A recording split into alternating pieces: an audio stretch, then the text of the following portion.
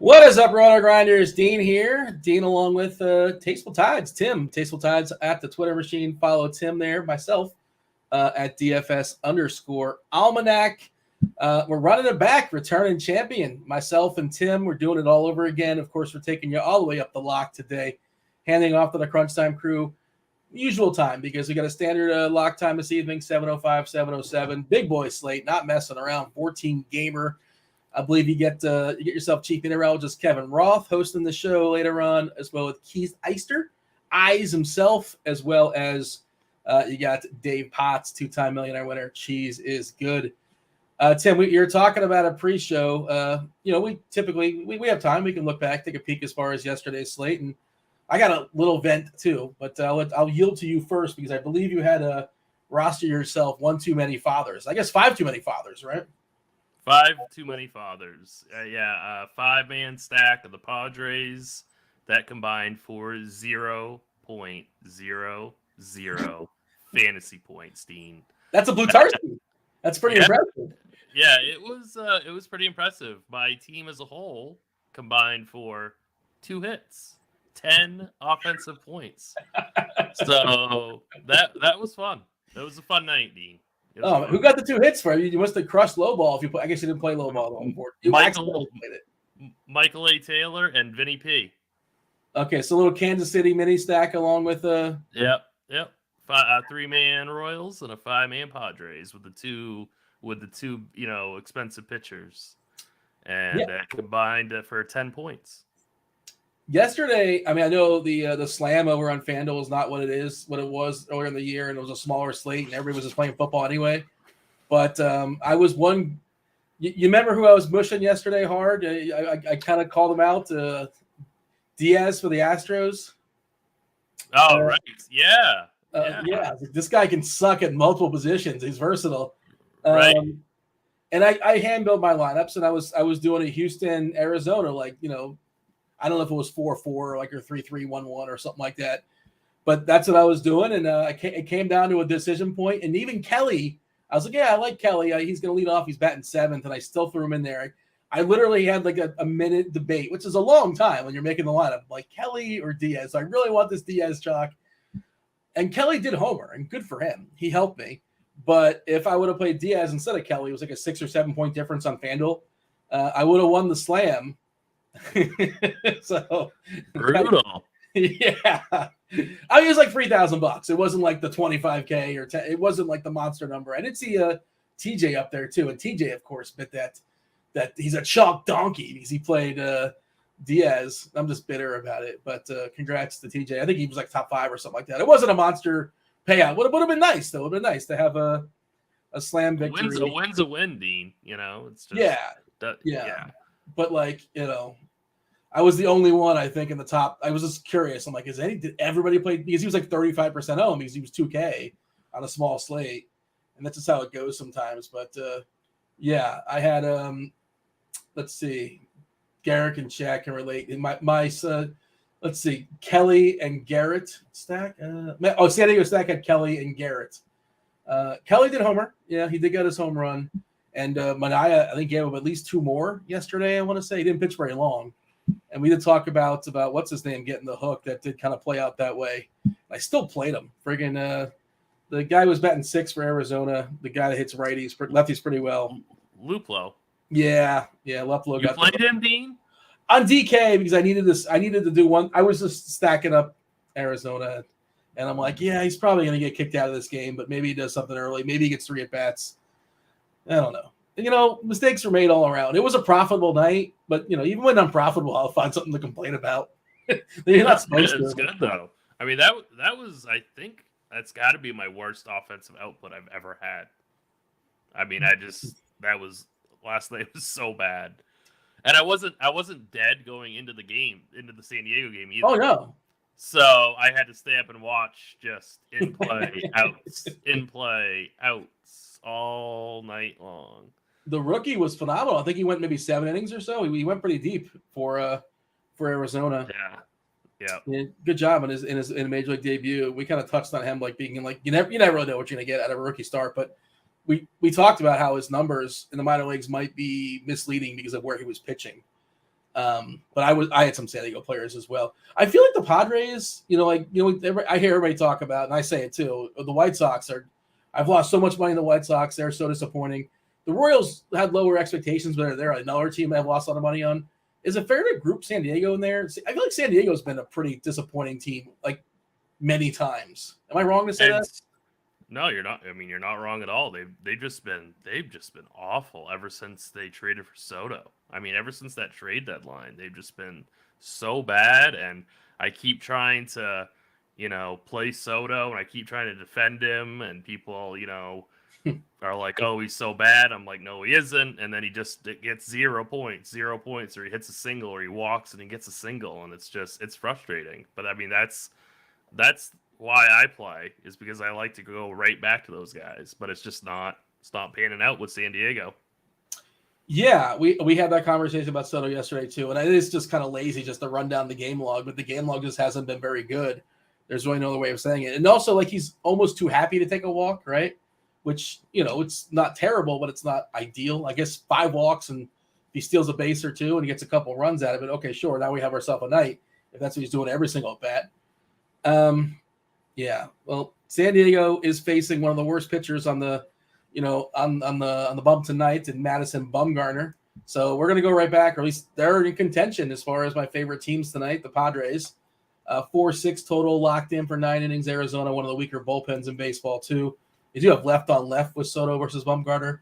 No official lineup just yet, but I presume he will be in it. I presume it'll be the usual suspects. I'm just giving a refresh, trying to see if we see any lineups popping up. Yankees just came out. Judge leading off. Stanton, Torres, Donaldson, Cabrera, IKF, Gonzalez, Trevino, Hicks. Man, that Yankee lineup gets really bad really fast. Man, I don't know what to do with them because, I mean, Judge and Stanton. They're certainly bad from a DFS perspective. I don't think that they're as bad in a real life perspective, but for DFS, they get pretty useless pretty quick. Does Marlon Gonzalez and like Aaron Hicks help them win? Like, am I wrong in saying I thought they're just bad? That's it. And Trevino, they're good players. I think so, because they can be Hicks is a switch hitter. Gonzalez you can put anywhere in the field. Like in terms of depth, I would want those guys on my team in real life. He's a useful piece, I guess. Like he's kind of like the Astros version. Yeah. Yeah, like in real life, I'd want those guys. In DFS, no, I absolutely do not want them. I just pull up the plate IQ. Man, it's Judge and Stanton. Judge's ISO is almost 400, which is insanity. Stanton's at 272, which is really strong. But beyond that, even Donaldson's lost his power this year to some degree. Gleyber Torres, not a lot of power there. Marvin Gonzalez, nope. Hicks's power this year is horrendous. 299 at bats. His ISO is at 92 versus righties this year. It feels like he got old really fast. How old is Hicks? He's got like 32, 33. Am I wrong to say that? Does that sound about right? I'm honestly not sure. I really don't know. 32. We nailed it. I just won both showcase showdowns. There you go. Cardinals just dropped as well. Donovan is leading off versus Edmund, Goldie, Arenado, Dickerson, Pujols. They're getting Pujols in there every single day now, even versus righties. They want him to hit that 700 homer, those 700 homers. No Yachty. And Newt O'Neill batting 8 now, for what it's worth, bearing O'Neill and his power. Some more lineups. We're waiting on, of course, the Dodgers. That'll be a West Coast deal, so probably not coming for a while. No Milwaukee, Seattle, Angels, Padres. Why did it take the Padres so long to put out their lineup yesterday? Do we know? Because I feel like I have no idea. The Brewers lineup just came out. It's Yelich, Adames, Tellez, Renfroe, Wong, McCutchen, Peterson, Narvaez, and Mitchell. Is there anything weird about it? It feels like McCutchen got buried a little bit, but otherwise that's pretty standard, right? Seems like it, yeah. Yeah, that sounds about right. All right. I was just messing with some I was potentially gonna like MME, the big FanDuel contest today, the $5 one, just have a little fun over there and fire off like 150. And I was trying to make X out some guys and anticipate some, because it got goofy with me the other day with the Dodgers, and I had some Dodgers guys set, and I'm not as fancy, I'm not as good with the Excel and everybody. Like I don't know how to like do all the fancy like overlap all my lineups. Do you know how to do that or no? Is that not I your right? don't. That's so far out of my wheelhouse because even when I played more teams, I only played like 10 at the most. So Yeah. I just did it all by hand. I'm just now that I'm in the content space, learning how to use, lineup HQ and stuff like that because I rarely use it in my actual real life fantasy games. Yeah, that's one of those things that I feel like, and I meant to learn how to do it, but I've not done it just yet. But yeah, that's definitely something. Have you seen the new Parlay IQ on scoresandodds.com, Dean? It's funny you say that, and this wasn't like planned or scripted or whatever. But I was on a show today earlier with Grant. By the way, if you're not sure who Grant is, you might recognize his ass over my shoulder. that's the picture. I had it on the show earlier. I did not change it for this show. Grant was lucky enough to have a DK experience there in Colorado in Coors Field, where they dressed him up. They gave him a uniform, and he got to pitch in the bullpen. So that's Grant pitching over my shoulder. And if you did recognize Grant, that'd be weird, wouldn't it? Like you probably shouldn't recognize. Hey, I know that. That's got to be Grant. Probably shouldn't know that's him. Maybe a good educated guess, possibly. But yeah, we were talking about that earlier today on the Scores and Odds show. He was doing a demonstration. Check out the Scores and Odds channel on the old YouTube. Feel free to give that a watch. We dug into it like for 20 minutes or so. I don't know if you can speak on it, if you want to talk about it, or like we just basically how to do single game parlays and how to best use them as far as taking advantage of the best possible lines, where to find them, the best possible combinations when it comes to correlations. But yeah, I can't speak much of it. Like you said, this isn't scripted at all. I just think it's a really cool feature. Like I like to play underdog quite a bit and do my player prop parlays on underdog, and I checked out that parlay IQ on Scores and Odds, and it's just so easy to use because I'm not super into that, using, knowing how to use like lineup HQ and things like that. But like parlay is super easy to use. It's so user friendly. So I just really like that tool quite a bit. I believe it's currently in beta, and I believe it's still currently free to my knowledge. I'll go ahead and drop it in chat if people want to mess with it. And don't hold me to it, but I'm pretty sure it's free. I'm pretty sure it's free too. Yeah, scoresandodds.com, and I just dropped the link, but if you want to figure out your own or whatever, you don't see the chat link, just go to the NFL, left-hand portion of the screen, and Parlay IQ will pop up. Click on Parlay IQ. Yeah, it's pretty if it's like accurate, it's amazing. If it's like or anywhere near accurate, it's pretty amazing. It runs 5,000 sims, I believe. Yeah, sorry to interrupt you. Yeah, it's only for NFL right now, but I think that they're going to be trying to work on NBA and MLB for the future. So I'm really looking forward to seeing what it does for NBA because I love doing player props for NBA. Man, you got to get in early for those, and you got to anticipate who's hitting and things like that. And the sites, from my experience, I don't live in a state that has sports books, but things like Prize Picks and those kind of sites, they got sharper as the season progressed. Either they anticipated stuff, or when news came out, that was either off the board or adjusted within like 2 minutes. You got to pounce. You got to be ready. Yeah, I think in every, at least in my opinion, in every sport, in every season, the earlier in the season is when the lines are softer. As the season progresses, I feel like lines become more efficient, but I think that you get the most profit early on. Do you want to say what's up to the chat? Derek, Big Show, Brandon, Reds Gal, Mr. Richard. Hope everybody did all right yesterday. Starting it all over today. Going to knock some. We'll be talking about this slate for the next 2 hours when you include the Crunch Time crew as well. Was Trevino an All-Star? Was he really? Was there no catchers in the American League? How was he an All-Star? I don't think Trevino's as bad as you think he is. Okay, so maybe is that what it is? I didn't really want to keep digging into that, but call me out. Yeah, that's fine. Well, I mean, it's fine if you want to call it Hicks and Gonzalez, but I think Trevino's pretty decent.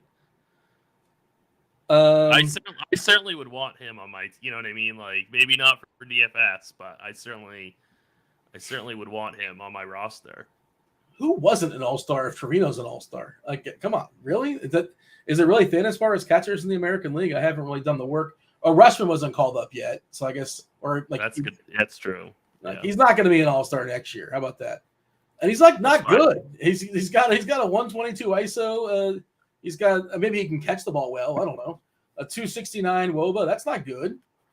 Well, maybe he had a good first draft. It's not about hitting in real life, Dean.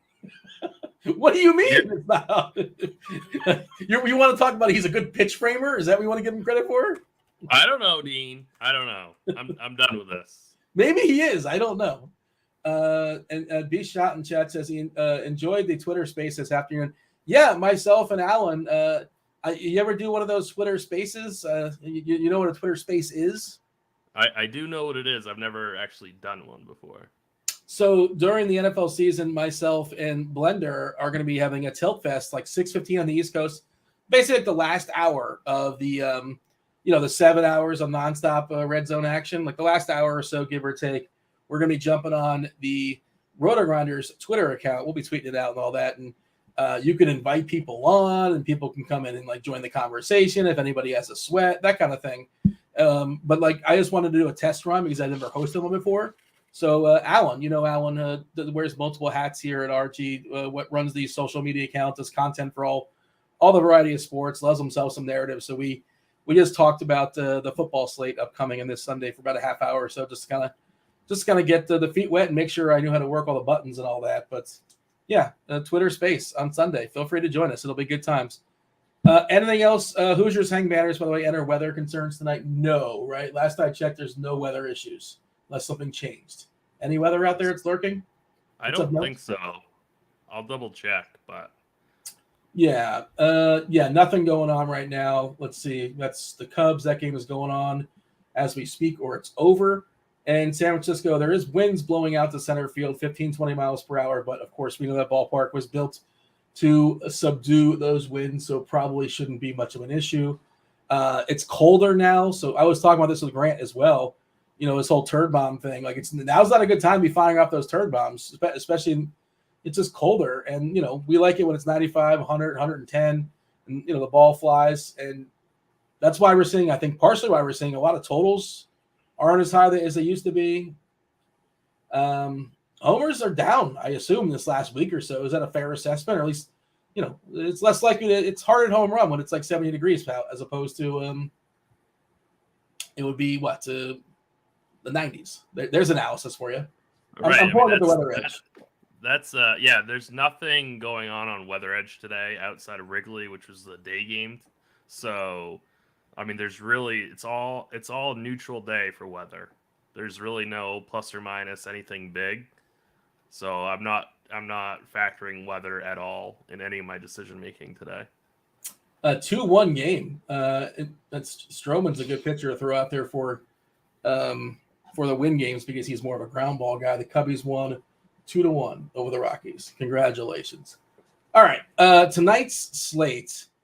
Man, tonight's slate is tricky because, I'm curious your thoughts. You have any overarching thoughts, by all means, go for it. But if you want to name like one of 6 or 7 pitchers as your favorite pitcher, I think you can. Like, I don't think that's crazy. I think it's pretty wide open as far as pitchers. Would you agree with that? Yeah, pitching is super deep today, and it's going to be really, really tricky to just pare it down. My first thought is that Verlander is probably not going to make my single entry team, as scary as that sounds. I think the bat has him for 85 or 88 pitches. Yeah. I think that's high. I want to lean closer to like 78, but it's just it just scares me a little bit that he's 11,000 on both sites, and I know that the matchup's outstanding. I'm just a little bit concerned about his leash. We kind of touched on this last night. Like, you never know how a team is going to treat an individual player. When he's coming back from an injury, I just don't see why they would push him. I don't see why they would even bother having him throw 88 pitches.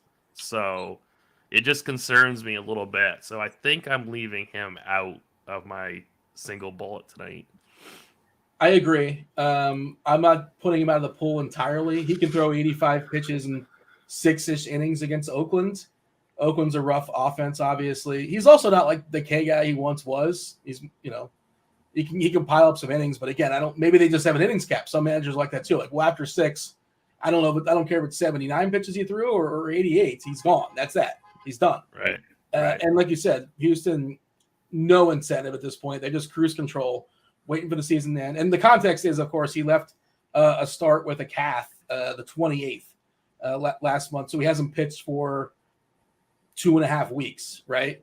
Did not have, to my knowledge, he didn't know there was no rehab start, right? Can't imagine there was a rehab start. There was no rehab start. Yeah. 86, by the way, is you give a refresh as far as cardio. I think he's at 88. 86 Oh, pitches. yeah, he did. Yeah, he just refreshed it. Yeah. Yeah. So, and you're paying full price too. You're paying $11K for 86 pitches. There's no discount. And if this was yesterday, maybe, because yesterday the opportunity cost was not as strong. The 2 top pitchers pitched really well, but it wasn't as good a pool. Today, and we're going to run it down like Fried and Ray and McKenzie and Snell. And then we have some cheapies that are in good spots like Gray, Luzardo, Giolito. Like, there's so many places that, like, several of these guys are going to do really well. But I agree with you. Verlander probably not making it. If I'm running 150, and he might get a pinch, but I'm not prioritizing him. Well, let me ask you this. This, Dean. If he's going to be 31% on DK, do you go over or under that? 31%? Way under. Yeah, me too. Is he going to be 31%? Is that what we have? That's what we have right now on DK, 31%. I mean, I'll take the under on that number. And of course, he's got some name recognition and he's facing Oakland. So the bat currently has him projected as far as ownership at 24%. Are you looking at the bat or are you looking at the MLB Plate IQ projections? I'm looking at our MLB Plate IQ projections. Yeah. So I could see it being somewhere in the middle, but it's interesting because 14 games, right? 28 starting pitchers. Some are just openers. There are, and I have the bat projections and it's similar, right? There's like 12 guys that have double-digit projections as far as ownership, but nobody higher than 24, and like 10 between 11 and 19, which is to the point of it's super wide open. I can't imagine. I don't recall a slate ever being this wide open as far as there's just nobody separating themselves, and we'll talk through why. One of my favorites this morning, and I still like him, I just like him a little bit less, was Tristan McKenzie. Minnesota, that lineup's been weakened. Every single day it seems like they're losing to somebody else. I thought Arias was going to be out, and he's back, and he's annoying. Yeah. He's annoying because he doesn't strike out, and I want some strikeouts. So I still like McKenzie. I think I ranked him number 1 on one of this. It's really close. It's just really jam-packed. But, like, obviously Minnesota's still pretty rough on the back end. Contreras and Celestino and Cave, and you love seeing Sanchez in there, potential strikeouts. So if you want to give your thoughts as far as McKenzie, by all means, go for it. Start wherever you want to start because I don't have a clear and obvious, like, this is the pitcher I'm starting with, and that's that in my single entry. So I am pretty confident that I'm going to be starting with Blake Snell. He's projected for 100 pitches. We know that San Diego is in must-win mode right now, and he gets the Bill Miller matchup, who is one of the best pitcher umpires in all of baseball. So I'm pretty confident that I'm going to be playing Snell on both FanDuel and DK today. I know that Arizona maybe isn't as bad as we think they are, but I think that first of all, I want to chase strikeouts, and I know that Snell has a massive ceiling. I think that he will get help, obviously, from Bill Miller, and I just don't. I think he's got a really safe floor too for cash games. So I really like Blake Snell today. I think he's my favorite option as SP1. Yeah, I love the upside. Nobody ever uses the term safe floor with Blake Snell, but I understand what you're saying, and he's mostly good of late. Like, you can forgive a couple starts here and there, and you love having Miller for him. Like, sometimes I don't care that much with umpire or whatever, but he's definitely a guy that can use the corners. And I feel like an obligation to add the qualifier. It's a new series. Sometimes the umpire stuff changes as far as what we have right now. It happens on occasion, but as you see right now, Miller is the projected home play umpire for what it's worth. Anybody else as far as extremes? We have an extreme hitters umpire for the Yankees and the Brewers. But the extreme pitchers umpire probably is not going to help the Padres against Mad Bum. Lyles is an extreme pitchers umpire versus that Baltimore-Toronto game. Toronto, by the way, it looks like they're going to be piggybacking like their two starters, Kikuchi and who's the other one? Richards, right? Is that who it is? Rogers. Yeah. Rogers or Rogers? Rogers, yeah. Yeah. Which it was supposed to be a Trevor Richards. Trevor Richards is going to open, and the assumption is that Kikuchi will come in from after him, who's been a disaster this year for what it's worth. Yeah. I was just thinking like possible pinch hit stuff on the Baltimore side.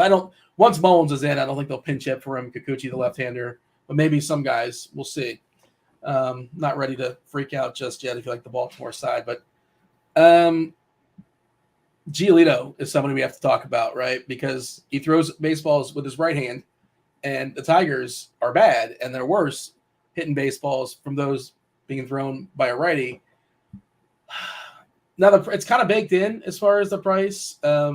More so on DK at 7.8 than it is on FanDuel at 9.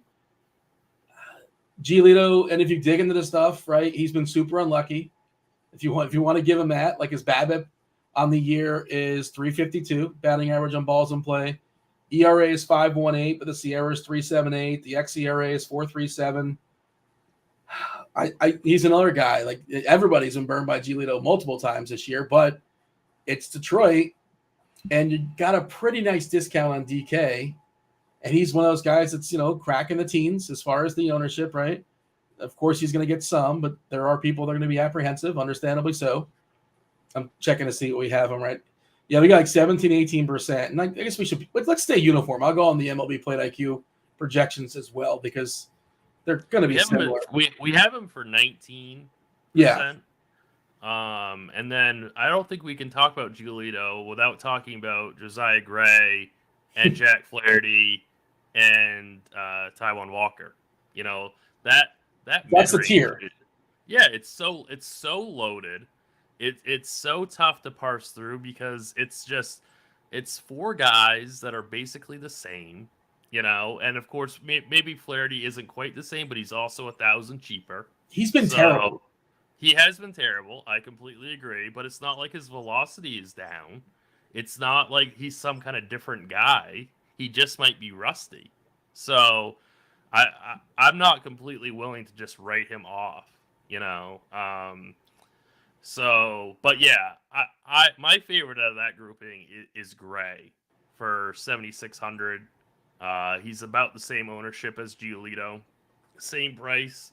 I actually bet his over strikeout prop. What's the number? 5.5? It was 5.5. Yeah.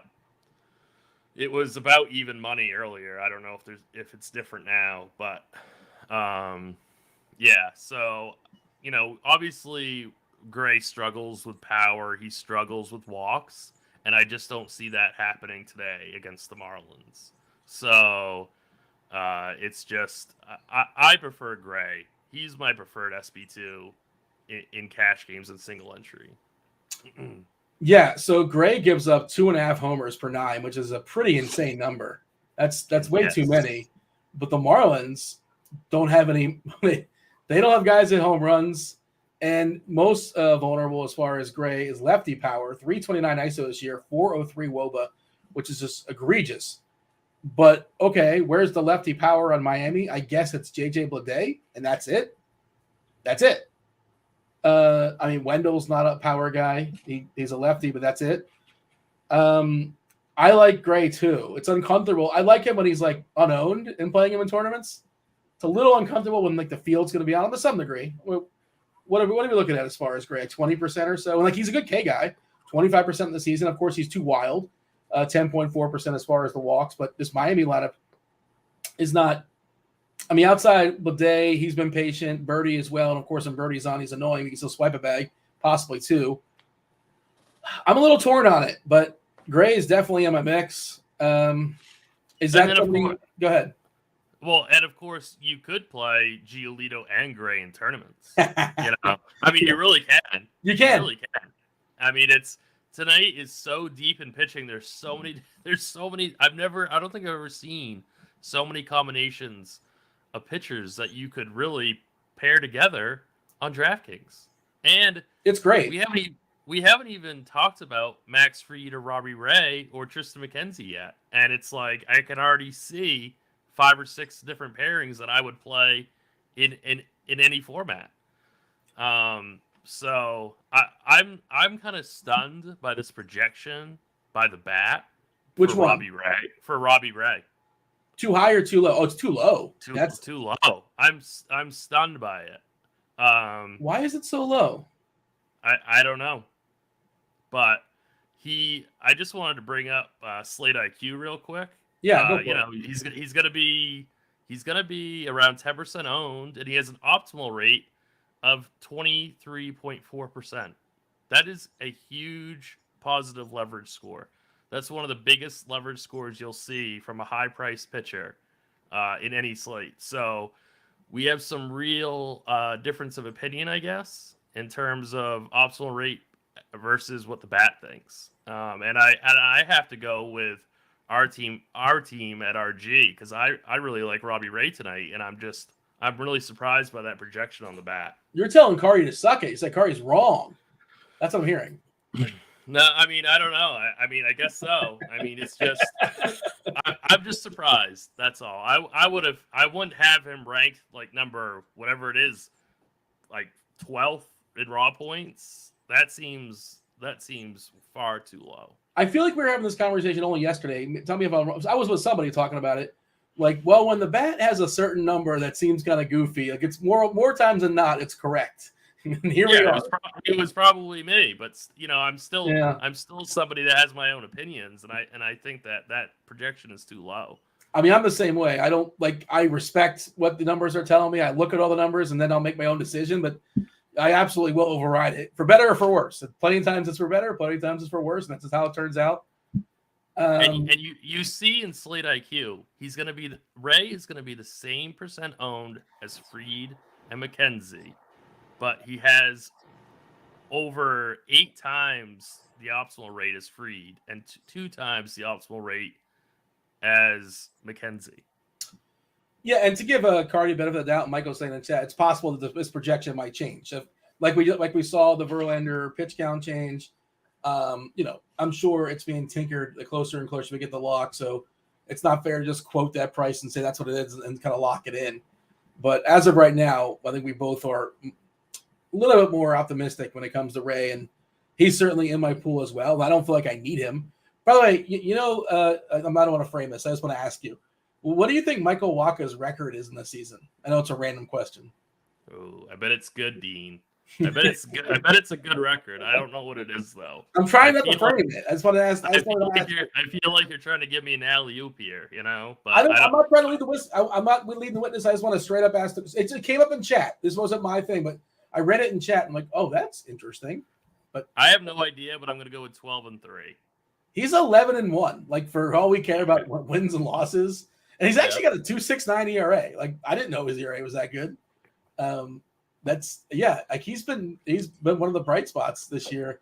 And I wonder what his advanced metrics look like. Well, that's what I'm doing right now because I'm curious. I'm curious as well. Like I would imagine he's getting a little bit lucky.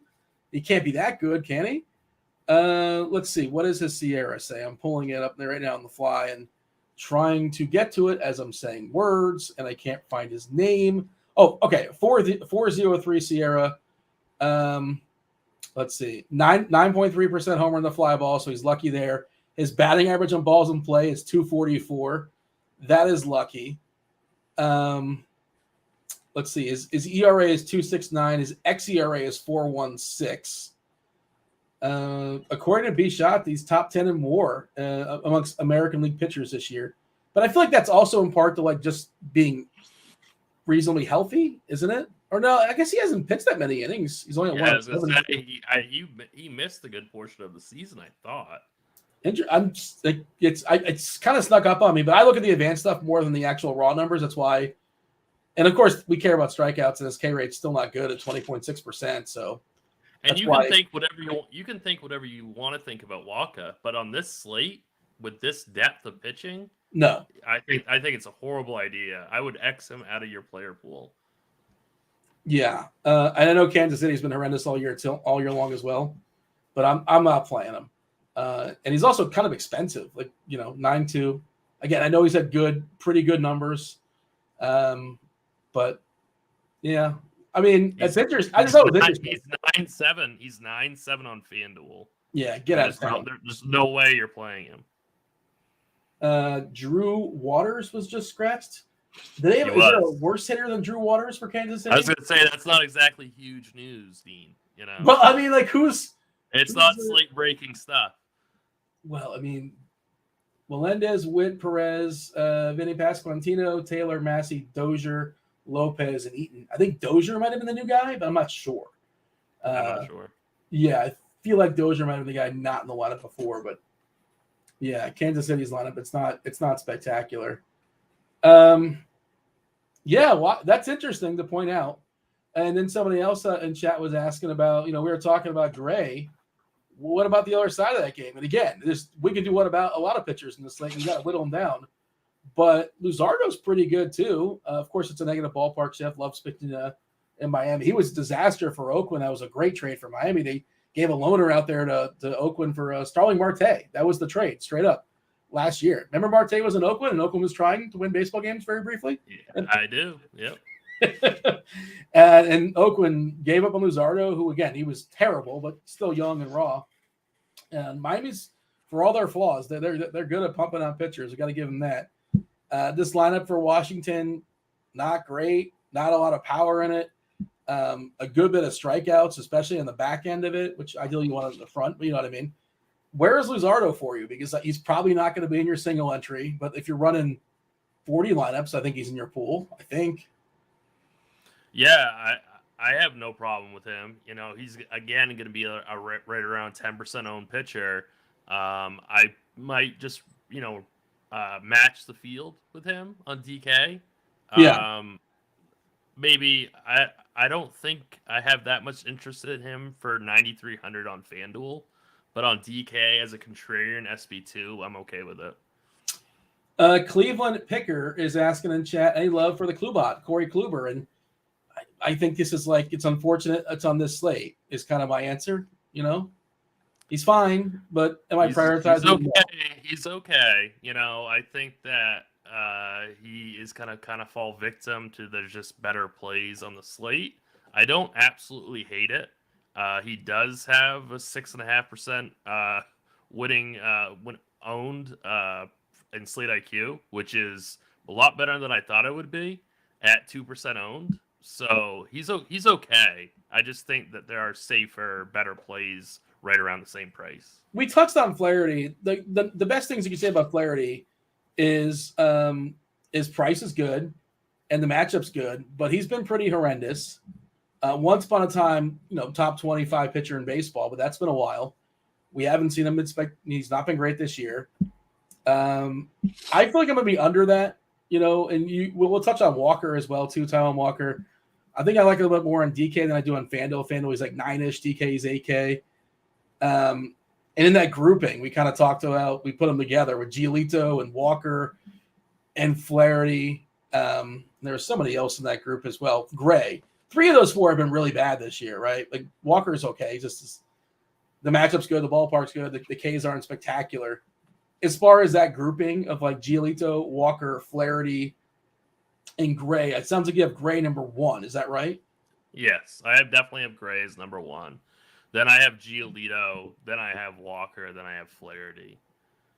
But I haven't. I mean, I haven't completely ruled out going Snell Ray in my single entry. Yeah. So I'm not necessarily going to play that mid-7 range or that 7K range. I'm not 100% sure yet. If there's somebody who wants to talk about, by all means, fire it off there in chat. Also, kindly hit that like button, do subscribe, and turn on those notifications. We'd appreciate that. Keeps the proverbial lights on.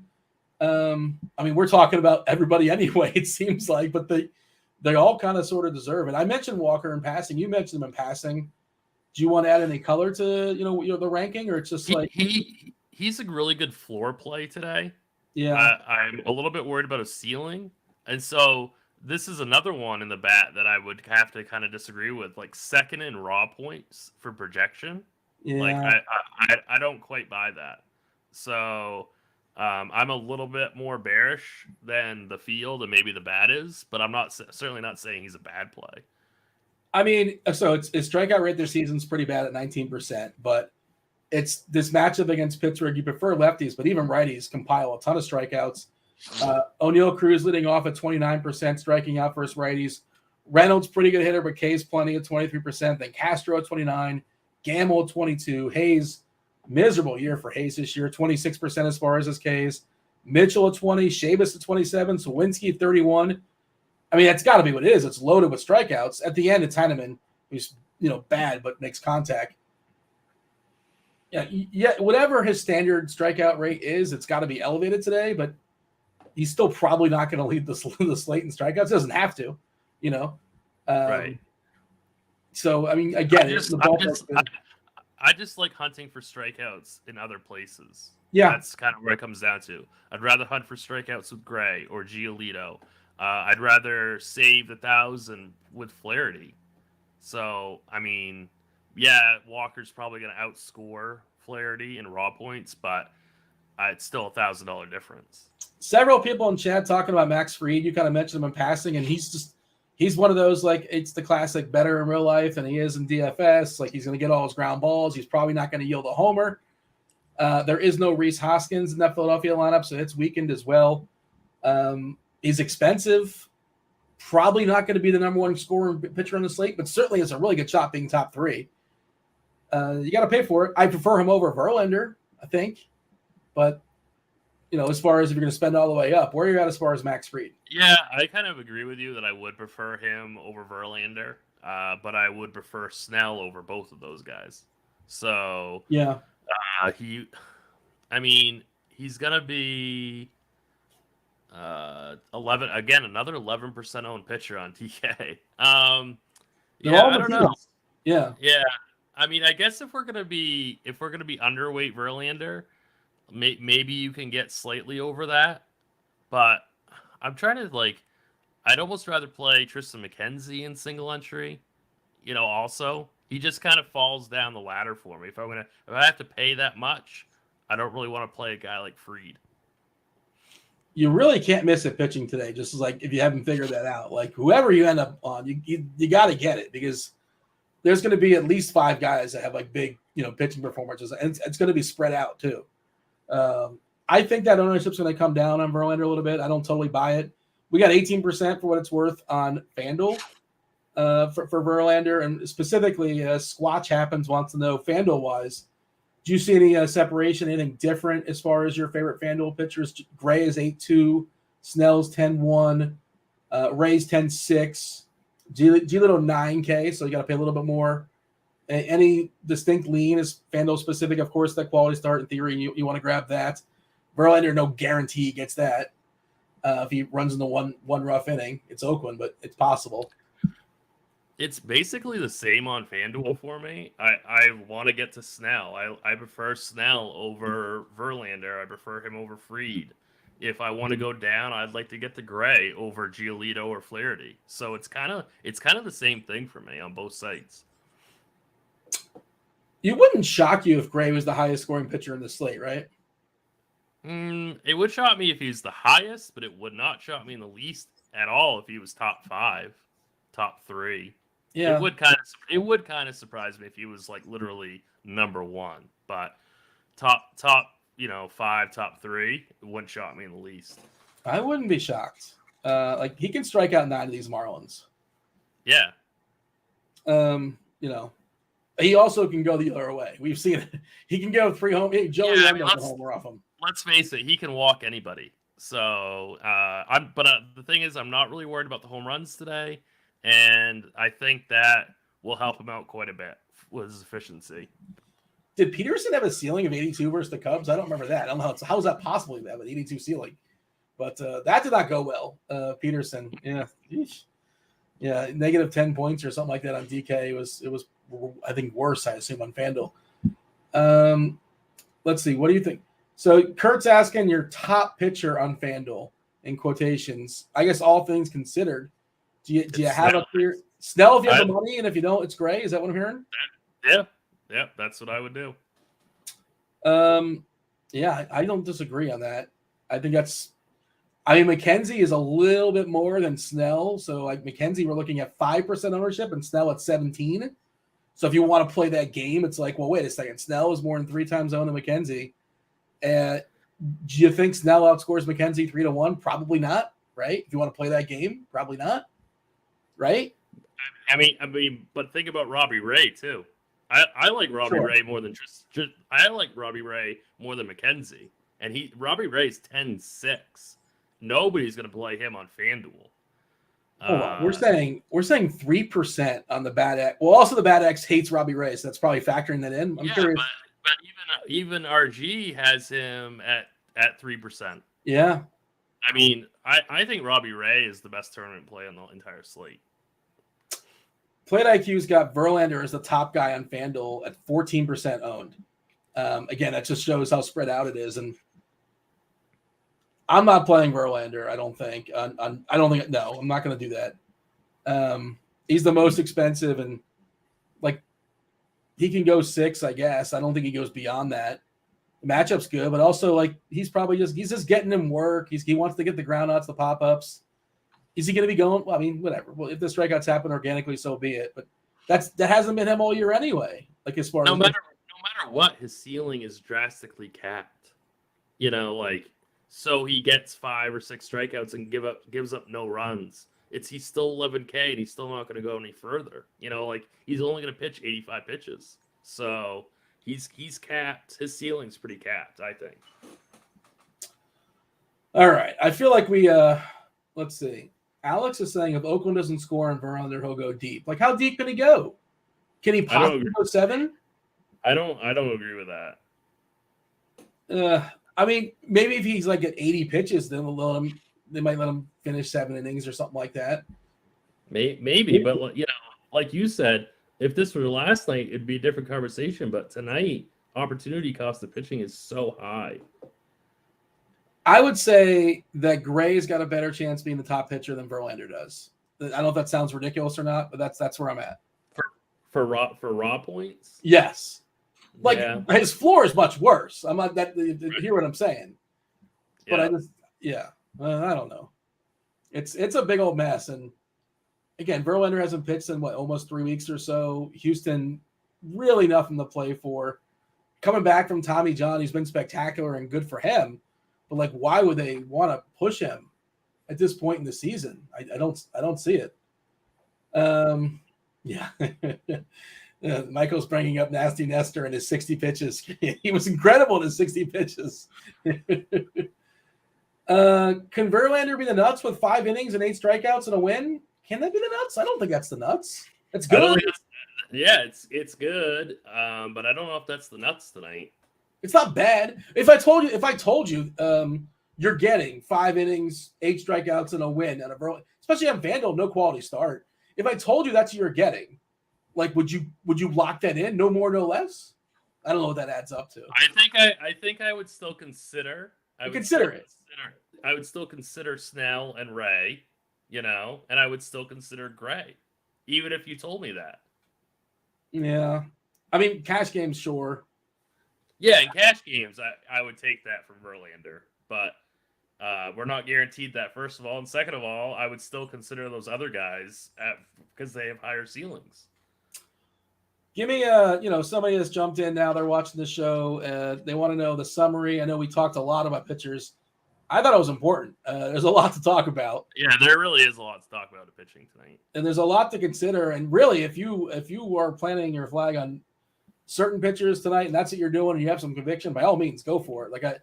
There's a lot of places to go, and I'm not trying to discourage Verlander, but I don't think that's where I'm going to land. That's probably not going to happen for me. Doesn't seem necessary. Although nobody's necessary, I guess you can say that as well. Yeah, I mean, if somebody's just jumping in, I like Snell and Josiah Gray on DK, and I like Snell on FanDuel.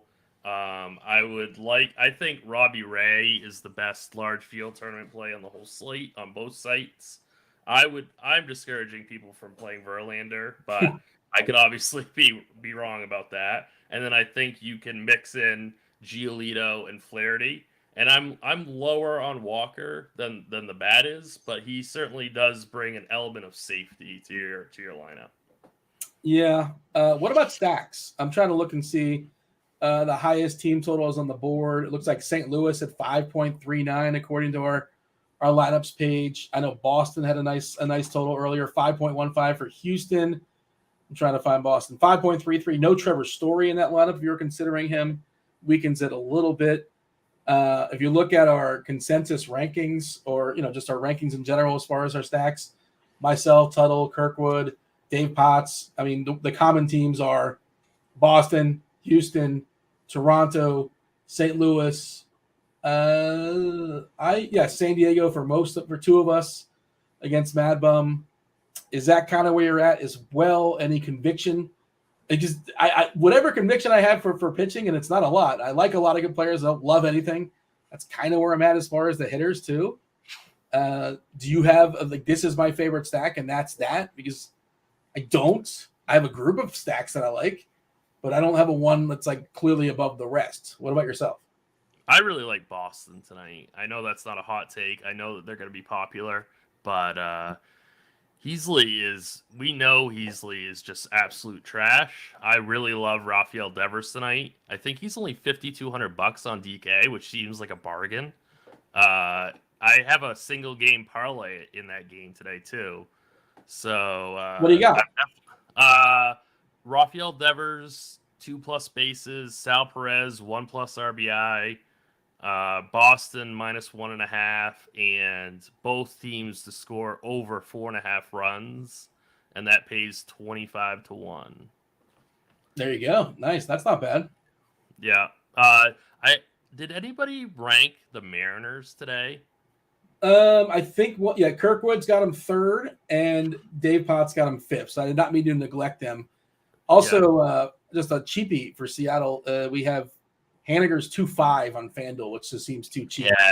Yeah. Santana's more cheap too. It's a cheap stack over there. Yeah, I really like the Mariners tonight too. So I hadn't even noticed that they were so cheap on FanDuel. So that makes me really like that team quite a bit. And I don't know. I don't think they're going to be that high owned either. So I really like Boston and Seattle today. Of course, you could go back to San Diego. I'm not going to do it, but it's I would rather pick off like right-handed like one-offs, like one-off Manny Machado or one-off Brandon Drury. Drury seems like a good play, yeah. Yeah. So I probably wouldn't full stack them, but a couple righty one-offs I think is spectacular. I have to pick on Mad Bum. Like I can't just let that slide. Yeah, I got to do it. Considering what they did to me last night, I'm not going back today. I'm just too. I mean, this is if you had that thought, everybody burns you at some point. I've been burned by every player in the league. All zeros though, Dean. 5 zeros. I don't think. I mean, I've been playing DFS like every day for 5 years, and I don't think I've ever experienced that. Yeah. Well, I mean, look. If you hold the grudge, you can't hold grudges in DFS. You would have nobody to play. You can't do it ever again. There probably are a couple of guys where I'm like never again, but like in theory, I have no never agains. You're not supposed to, at least if you're separate the mental and the emotional, that kind of thing. I tell people you're not supposed to, but here I am. Yeah. Do as I say, not as I do. Whatever. That's we're hypocrites. Is basically what we're saying. Yeah. Anything else stack wise you think is worth noting, or just like general thoughts as far as you feel like if you're on FanDuel, you got to do 4-4. If you're on DK, you got to do 5-3. Alan in chat's asking about the O's minis, a mini Orioles stack, DK single entry. I like the Orioles a little bit. Yeah, I don't hate it. I don't hate that. I think you're going to need a lot of points tonight, so maybe not a full stack, but. Brandon says, who would you rather be burned by tonight? Not playing Verlander or Padres? I don't think. I mean, even if Verlander's good, I don't think I can be fully burned by that because in theory, I think I can get somebody that can compete with him. Right. Yeah. So I'm gonna be mad if I get burned by the Padres tonight. I'm not really gonna be that mad if I get burned by Verlander. How much of a thing is ownership, by the way? You kind of mentioned like being it owned. Really isn't. I don't think it's really much of a thing at all today. I don't think so. There's going to be some individual pieces, and FanDuel's got some weird prices still. Stanton's like 2.7. If Muncy plays, he's 2.4 or 2.5 again. Haniger's like 2.5. There are some cheap pieces around there, but general thoughts. And I guess Boston's going to be one of the more popular teams. But I'm not crazy. I'm not emphasizing ownership too much as far as hitters. And Devers versus Machado is an interesting. If you're playing cash, like as a spend up third baseman, you have a preference amongst those two? Devers over who? Machado, who plays for the Padres, so you've written off. I think that I agree with the bat that Devers is the best play on the entire slate. So I know that I was disagreeing with the bat earlier, but I really love Devers today. So I would play Devers in cash. Anything else of note that we should point out, or shall we just go around the horn and whatever comes up organically, so be it? Whatever the chat wants to throw out there that is relevant to the conversation, or sometimes not even not relevant. Just feel free to chime in, throw out your thoughts, and we're here for the next 25 minutes or so until the crunch time crew comes in. Y'all get Dave Potts, Cheese is Good. You get Keith Eyster, Eyes, and Chief Meteorologist Kevin Roth. I don't believe anything has popped up weather-wise, but if something does, he will be all over it. Do you want to say anything else before we dive in, or you want to talk some catchers? I think that the Astros are interesting, and I think that they're going to be pretty, maybe not under the radar, but they remain, very playable on FanDuel especially.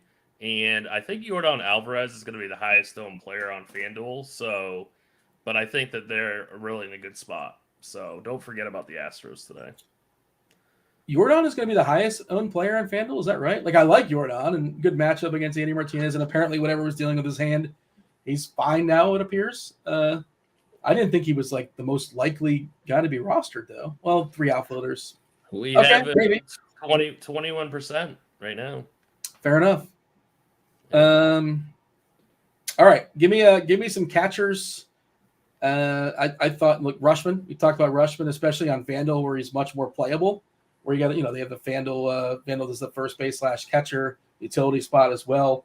DK, you got to pay for it. Sal Perez, same deal. And Waka is historically reverse splitsy, and you got that monster there. So I think Sal Perez has got a pretty nice price, 3.1K. How about yourself? Where are you at as far as catchers tonight? I think that you can play a catcher on FanDuel tonight, and I think the guy would be Sal Perez. That's my kind of issue with that, going with the Orioles tonight, is that I'd rather get the value pieces from the Royals. I'm high on that game in terms of the total. Yeah. Hence my single game parlay. So I just think that I really like the Royals tonight against Waka. I prefer Perez over Melendez by a ton. Like you said, Waka is traditionally a reverse splits pitcher. And I just think that Perez is easily the top spend. I like Cal Raleigh quite a bit on both sites. 2,600 on FanDuel. And what do we call him around these parts? Cal Raleigh? Oh, the big dumper? Yeah, the people don't know who Cal Raleigh is. They know who the big dumper is. Yeah, okay. The big dumper is firmly in play today. I also really like Gary Sanchez. Tristan McKenzie, he's a good pitcher, but he gives up a ton of fly balls. Mm-hmm. So I think that Gary Sanchez is really affordable on both sites. McKenzie on the year, 49.3% fly balls. Gray is another big fly ball guy too. That's like, I saw somebody in chat talking about the Marlins, and like, sure, they can hit a couple homers off Gray. Gray's giving up 2.5 per 9. Like, he gives up a ton of homers, but traditionally they're not home run bats. The Marlins have lost Aguilar.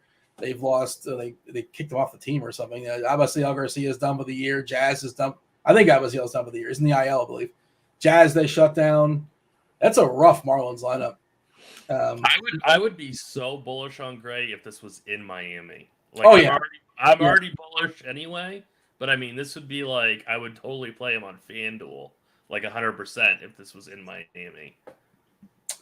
If you're playing cash on DK, I think it's actually big dumper Raleigh. If you can get there, I don't think you can get to. You probably can't get to Perez. You probably Fortes for the Marlins is batting cleanup, but he's 4-3 on DK. So I can't really talk to that. I'm just trying to think of the cheapies. Riley Adams is too, like a flat out full punt. Haniger's not in the lineup. No Haniger. Neither is Big Dumper. What? The Mariners, it's like a big old dump on my Mariners stack. Yeah, that is a downgrade. No Haniger and no Big Dumper. J-Rod, France, Suarez, Santana, Winker, Crawford, Frazier, Casale, and Lamb. Jake Lamb's been terrible for like how many teams in a row now? Like, how is he? He's supposed to be able to hit righties, right? Is he doing that this year? I feel like he's not. That's a pretty significant downgrade to that stack. So disregard my liking for Seattle in the stacks thing. I don't like that at all. Yeah. Yeah. I mean, I still like J-Rod and Suarez. Yeah, of course. But I mean, just as a whole, that's a pretty significant downgrade. That's kind of a bummer. Raleigh was going to be one of my. I liked his price on DK. Fanduel, you're meshed in with first baseman. I think some of the other first baseman might be better, but you got to roster yourself a catcher. That's unfortunate. We'll have to pivot here on DK. What do you have as far as first? Who's jumping out for you? Of course, Vinny Pasquantino is still crazy cheap. DK more useful than he is on first base as far as that salary savings. If you're going to spend up, I think it's Vladdy or Goldie as the premier spend up at first base. Would you agree with that? Yeah, I'd go Vladdy. I really don't mind like Ryan Mountcastle on FanDuel or like you said, Vinny P on both sites. I mean, I kind of like the Guardians today too. I think Josh Naylor is kind of interesting. We talked about Brandon Drury. That's going to be a super contrarian play at first base. Yeah. Rowdy Tellez is only 2,400 on FanDuel. That's a cash play. Yeah. I mean, I don't know. I mean, I guess he's the cash play, but it's a great punt. If nothing else, it's a great punt. It's just that there's the opportunity cost is massive, but you are gonna have to find punts tonight. So yeah, I agree. He probably is the cash game play. And probably Vinny P is the cash game play on DK at the Stone Mint. I mean, Vinny P is like a legitimate hitter, so he's a good play. Let's see what our ownership is showing. I imagine he's in top 2 or top 3. Our ownership is showing you get a bit of a discount on Vladdy, a little bit, 5-3 on DK. Santana's. Who do you prefer as far as a full punt? Because Carlos Santana is 2-1 on DK as well, so he's 2-1 and Pasquantino's 2. If you're going to flat out punt, and you got Vinny versus Waka and Fenway, or Santana versus Lorenzen in LA. I'd rather go Vinny. Yeah, I think so. I just really like that game. I think I'm going to play Vinny. I think I'd play Vinny over Rowdy on FanDuel. Yeah, what about Casas as well for Boston? He's got a lot of raw power. I think that's a great turn. I think that's an unbelievably good tournament pivot for sure. He's one of the worst pitchers in the slate, if not the worst. Is that fair to say? Yeah, definitely. Like if you wanted to do like a double pay up at pitching, and do like a contrarian, I mean, I know Boston's not going to be contrarian, but a contrarian way to stack Boston would be to add him and pay up at pitching. Anything else of note as far as first base, or you want to jump to second where, it's kind of rough. If you want to spend up on DK, you can get yourself bets. You can get yourself Altuve, but salary cap concerns, I'm not sure if I'm getting there. Drury's a good second base play as well. You talk about him at first. You play him at second on DK for 5-2. He feels like he's not a huge name, but he feels like a guy who definitely can bang one off of a Mad Bum. You can save some salary with Gunnar Henderson. Just note, he's going to probably get at least one at bat versus Kikuchi for what it's worth. What do you have as far as second? Otherwise, it falls off pretty quickly. I guess the cash game guy, right, is probably Donovan getting up for St. Louis. Yep. Where is Christian Arroyo in the lineup right now? I thought he was in it. He's batting 7th. Where is? Oh, he's 7th. Yeah. See, Boston's pretty cheap tonight. Boston has these cheap pieces. Like on FanDuel, it's easy. It's Max Muncy, or you pay up to Jose Altuve. But on DK or Marte, he's pretty cheap too. But again, against Snell, I think I'd probably still go with Arroyo. But DK is pretty gross. I don't know.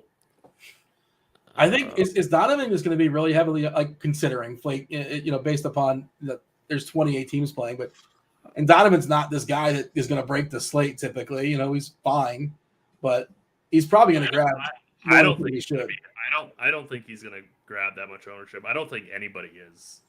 And of course, you could go Michael Massey too. Yeah, 2,300. I just. I don't think that I can get up. I can't get up to Betts. I think he's too expensive.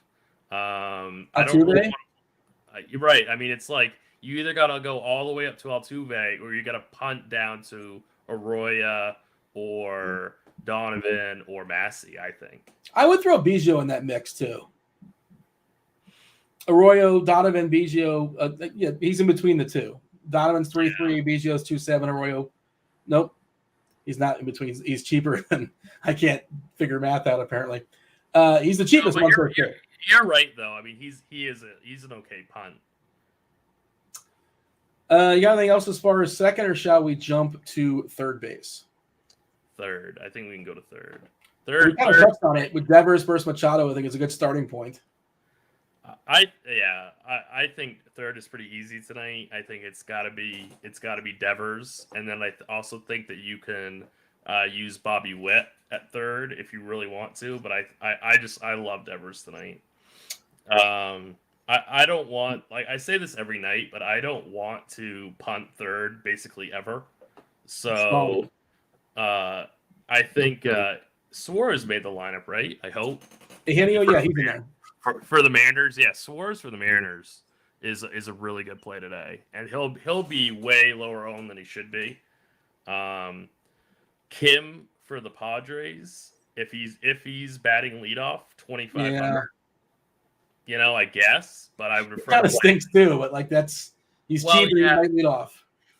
But the other thing is, I'd rather play him at shortstop. So, I wouldn't play him at third.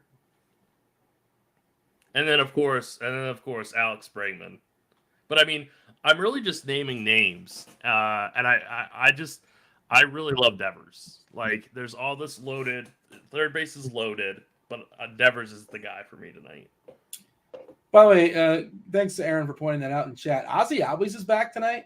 I'm not sure if you caught that. Albies is playing, and he's really cheap on FanDuel. He's also buried in the lineup for what it's worth.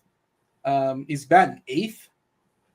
In between Harris and Grossman. He's 4.9 on DK. I really can't talk to that, but he's 2.6 on FanDuel. I was looking at his minor league stuff. I don't think he had any stolen bases, but he did a couple homers in his rehab. But, 2.6 is a flat-out punt, and I don't it's a good ballpark, and Suarez is okay. He's fine. I just think he's in the mix. If you want a flat-out punt second base, this is FanDuel specific. I'm okay with Albies. What say you? I'm okay with it, but I just think that there are okay punts on FanDuel. Like, if he was super cheap on DK batting 8th, I'd be like, yeah, totally. But there's some really good salary savers at second on FanDuel. Hey, just want to walk back for a second because I saw several people in the chat mention it, and I just kind of forgot. We mentioned a ton of pitchers. We didn't mention Dustin May. Is he at all worth recognizing? Like, he's somebody I don't really want to actively pick on. Good pitcher. Good ballpark, 8.2 on DK, 3 on FanDuel. Just kind of noticed, we haven't talked about him. Did you have a thought as far as Dustin May? I think he's okay. It's just such a horrible slate for him. Yeah. There's so many better options, I think. But if you want to take the risk, his stuff is unbelievable. Mm-hmm. So I'm okay with it. I just wish it was a better slate. That's kind of where I'm at as well. This slate is just so loaded for pitching. It's and like ownership is going to be so spread out. So if you like a guy, just you could go with it. It's but I don't really want to goof around with a guy like May, even though I know that he's a really good pitcher. Jump to shortstop. What are you saying as far as shortstop tonight? I really like. I want to go third base Devers and then shortstop Witt. If I can, I probably can't do that on DraftKings, just because they're priced so high and it's just harder to fit guys on DK. But that's who I'd like to go to. Bogarts is a great play in the Red Sox stack. I'm trying to find some punts for people. I think we can go back to O'Neal Cruz against Walker. Sure. Like you were talking about him last night against Carrasco. This is a way better spot for him, especially if Walker's going to be owned.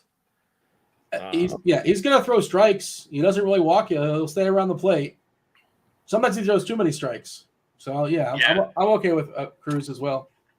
I think that if you absolutely have to, like if you really, really need a punt, you can go with JP Crawford.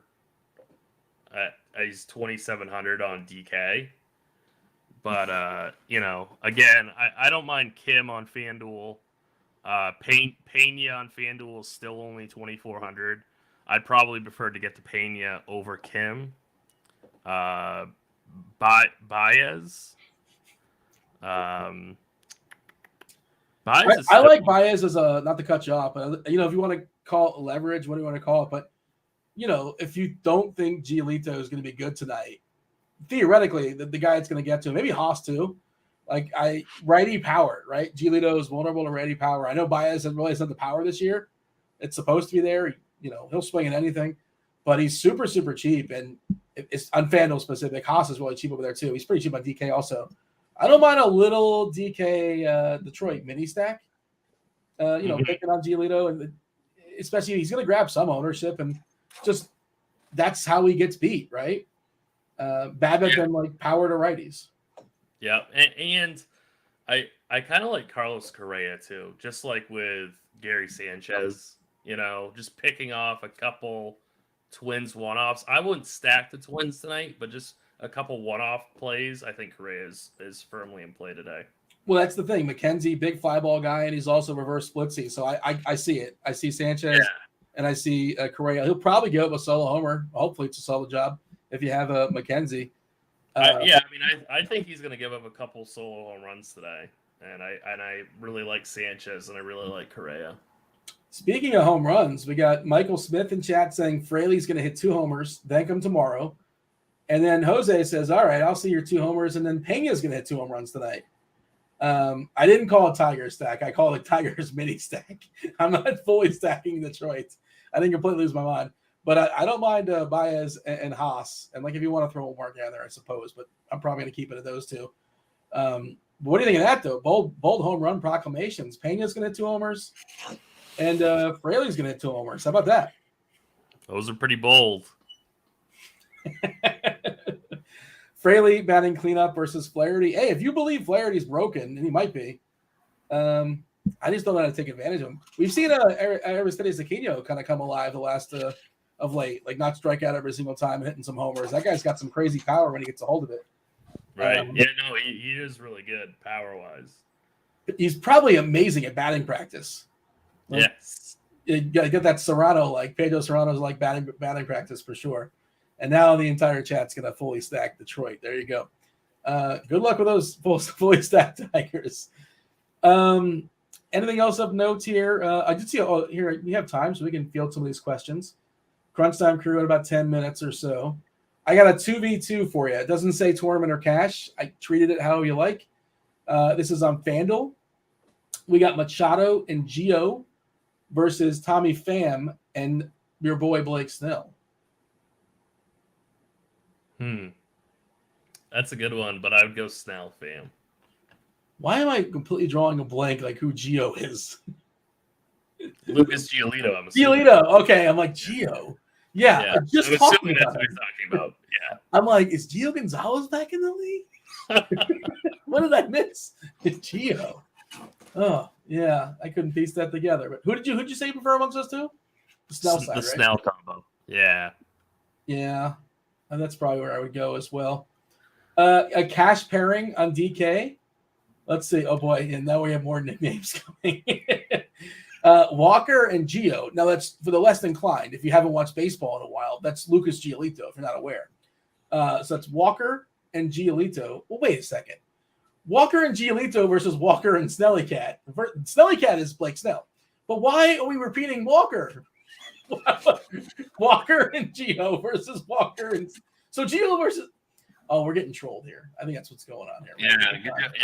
Yeah. We must be getting trolled. I don't. Yeah, you know what? I'm Ron Burgundy, and I'll read whatever's in the screen. So there you go. Hi, San Diego. Mr. Richard wants to know about a Boston full stack with a Seattle 3-man for DK tournaments. It's good. It's Boston's obviously going to be popular, and then I think Seattle took a pretty significant downgrade with their lineup tonight, but I don't hate it at all. I still think it's okay play. Well, wait a second. Am I Ryan saying he wasn't trolling me? It's just a pairing. Well, yeah, it's a pairing, but you could pick anybody. You're duplicating one of the two people. Is there two people? I think he just wants to know a 1v1. Yeah, that's the point I'm making. He's saying Gio or Snell, right? Well, yeah, if it's Gio or Snell, then it's definitely Snell. Now he's correcting himself. Fine, DK Cash, Gio or Snell, which also can't be a real question because that's like $2,000 difference. And of course, the answer is Snell. If that's it, if that's the only part of the question, right?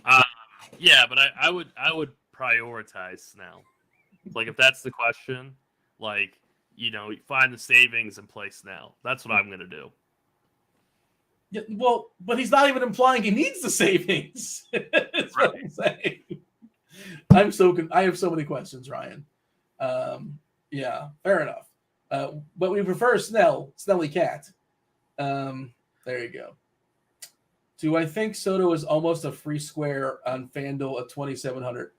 Soto 2,700 on FanDuel? He's not 2,700 over there. Yes, he is. That's what I was going to talk about. Okay. He is 2,700, and if you're playing cash games still, then yes, play him. Why? I knew he was cheap. I didn't realize he was that cheap. Yeah, okay. Of course he's in your cash games. It's left on left, but who cares? It's Soto and it's 2.7K. So yeah, speak on that. I hate the term free square, and it's even worse for hitters, right? Because there's no such thing. Cash, sure. But what do you do with him in tournaments? Yeah, so the Padres lineup just came out. Will Myers is actually batting leadoff. Then it's Soto, Machado, Drury, Kim, Alfaro, Cronenworth, Nola, and Azakar. Well, they shuffled some stuff up. After getting blanked yesterday, you put a call in and bench some guys. Right. Yeah, shuffle that lineup up. Dodgers just came out too, by the way. Betts, Trey Turner, Freeman, Will Smith, Muncy, pretty standard. Justin Turner, Gallo, Taylor, Bellinger. I believe that is their standard 9, if I'm eyeballing that correctly. Interesting. Yeah, do we attack Snell tonight? You can. I wouldn't. Like large field, big to top field, top payout up top, sure. And what you're doing and what I'm doing, I'm not. You're not, right? No. There's so many better options. And the thing about tonight is that you don't have to worry about ownership. Ownership is so spread out. So you don't have to worry about playing some suboptimal 5% owned stack. You don't have to worry about that tonight. When Wander was $300, he was a free square. Yeah, I mean, kind of. If you're going to use that term. That's completely different, though. I mean, yeah. That was $300. Yeah, I mean, that was an anomaly. But, if you're going to use that term, that is the best time to apply it. I agree with that. And Soto's going to grab probably 30% ownership on FanDuel on a 12-game, 14-game slate. But, I'm not going to play him. But I certainly don't want to be the guy to tell you not to. Because that is like $1,200, maybe even more too cheap. So it's it's tough because he is really too cheap, but I'm gonna take a pass on him tonight. Padres need to call up Dave Winfield. Man, I don't know if Winfield's available at this point. He's the answer to that trivia question, right? He was like a first-round draft pick, like in 3 different sports or something. Baseball. I didn't see that one. Yeah, I think he's like a first-rounder in baseball. Obviously baseball, but maybe hockey. Can't remember. But he was an incredible like multiple sport athlete. Well, I'll Google in a second. Now I got my own curiosity. We haven't, let's see, baseball, NBA, and NFL, according to Hammer. Is that correct? Maybe that'll be it. But yeah, he's the answer to that trivia question where he's a phenomenal athlete in high school. Hey, we haven't really we kind of touched that outfield to some degree, but I haven't got to your full thoughts as far as the outfield. It is loaded. The other thing I wanted to talk about with Soto is that I'd rather play Stanton than Soto. But he's cold. So is Soto. We've been talking about that. Yeah, I know. I just wanted to. So it's there are other plays in that price point that I prefer over Soto. So it's not like the Wander Franco situation where he's $300. That's completely different. But yeah, or Yordan Alvarez, Aaron Judge, 2 best plays on the slate. How much is Will Myers on FanDuel? He's usually super cheap over there. Yeah, he's probably like 2.2 or 2.4 or something. He kind of stinks, but he's leading off, so he'll get one more out. He's let's see, we're looking at. Oh, he's 3,200. Forget that. Oh, forget that. I thought he was going to be like 2,200. But I really like Tommy Pham tonight. I really like this whole Red Sox stack. 4,600 on DK, 3,400 on FanDuel. I'm all aboard the Red Sox tonight. So that's where I'm at. Alex Verdugo, 4K on DK. I think he's a pretty interesting mid-range play. I've talked about how I like Seattle. We both like J-Rod. Sure. Kyle Tucker. So it's outfield. There's just so many different ways you can go tonight. I think Jesse Winker is 2,900 on DK. I really like that play for value. This is important, by the way. Dave Winfield was a first-round, 4th overall pick by San Diego for baseball, the Padres.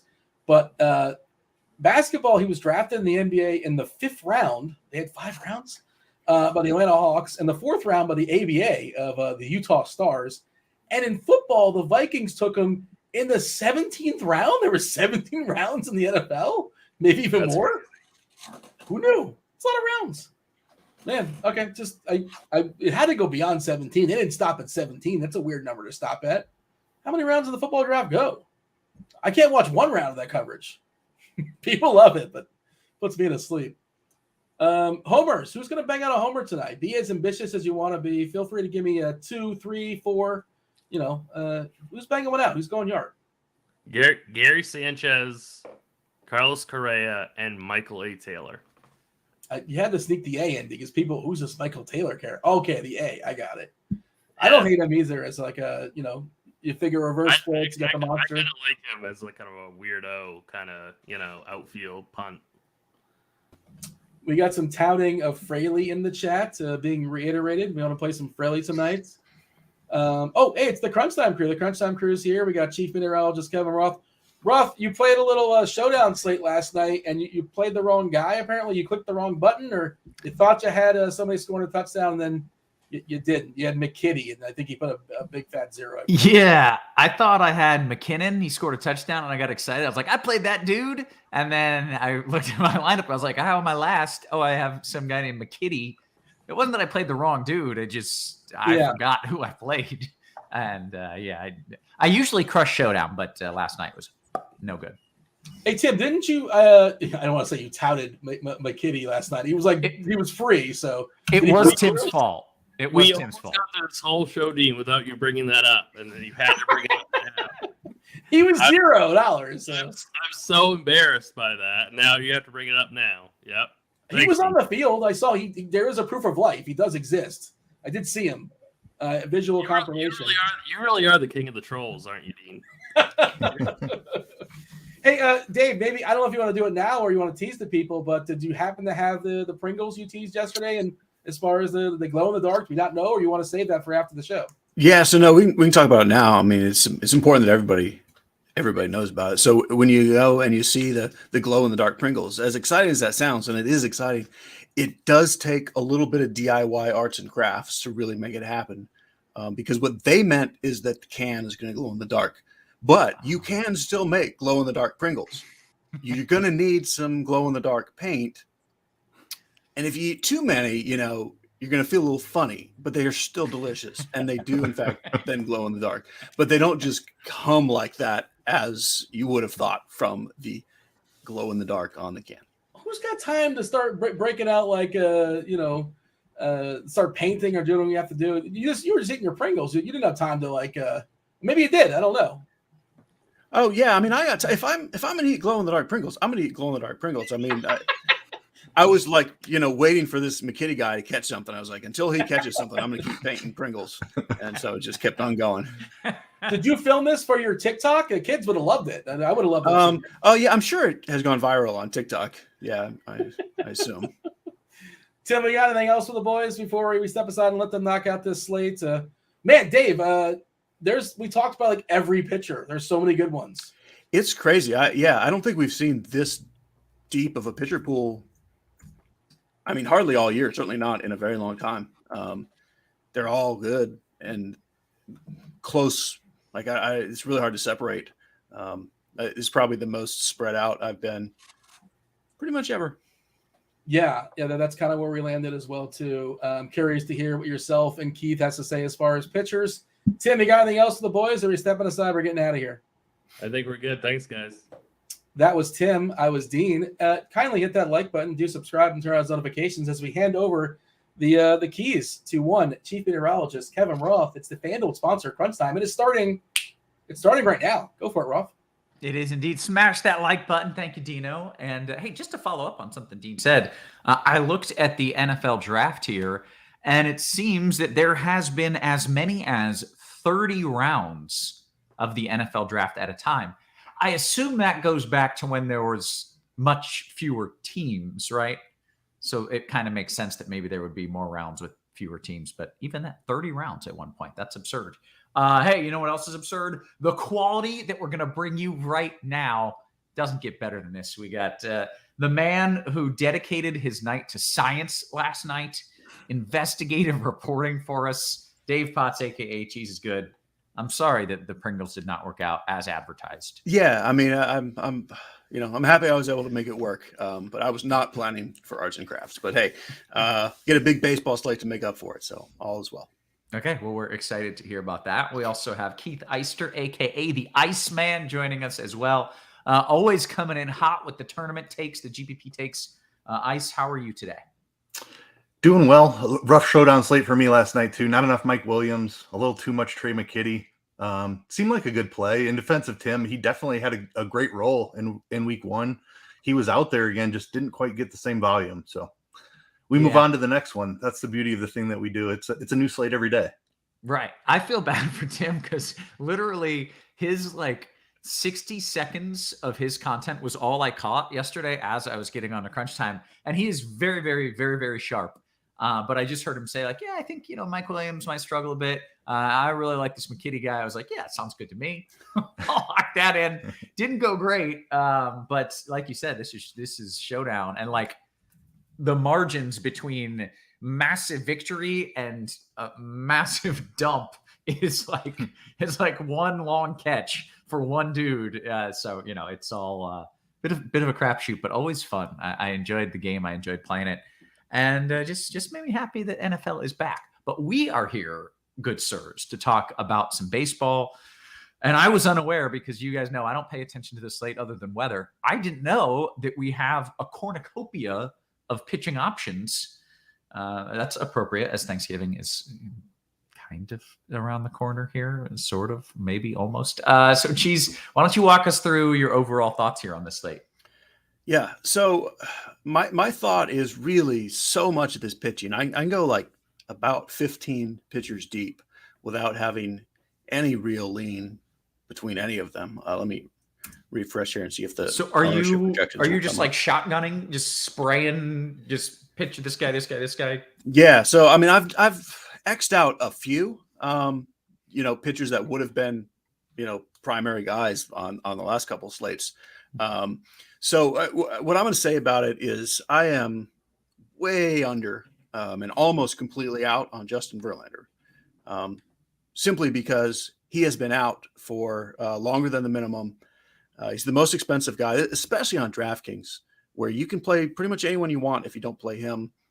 We have no official word on pitch count, but like Houston is already in the play. They have nothing to play for other than making sure Verlander is ready for October. So I would be stunned if he gives you enough ceiling to be worth 11K.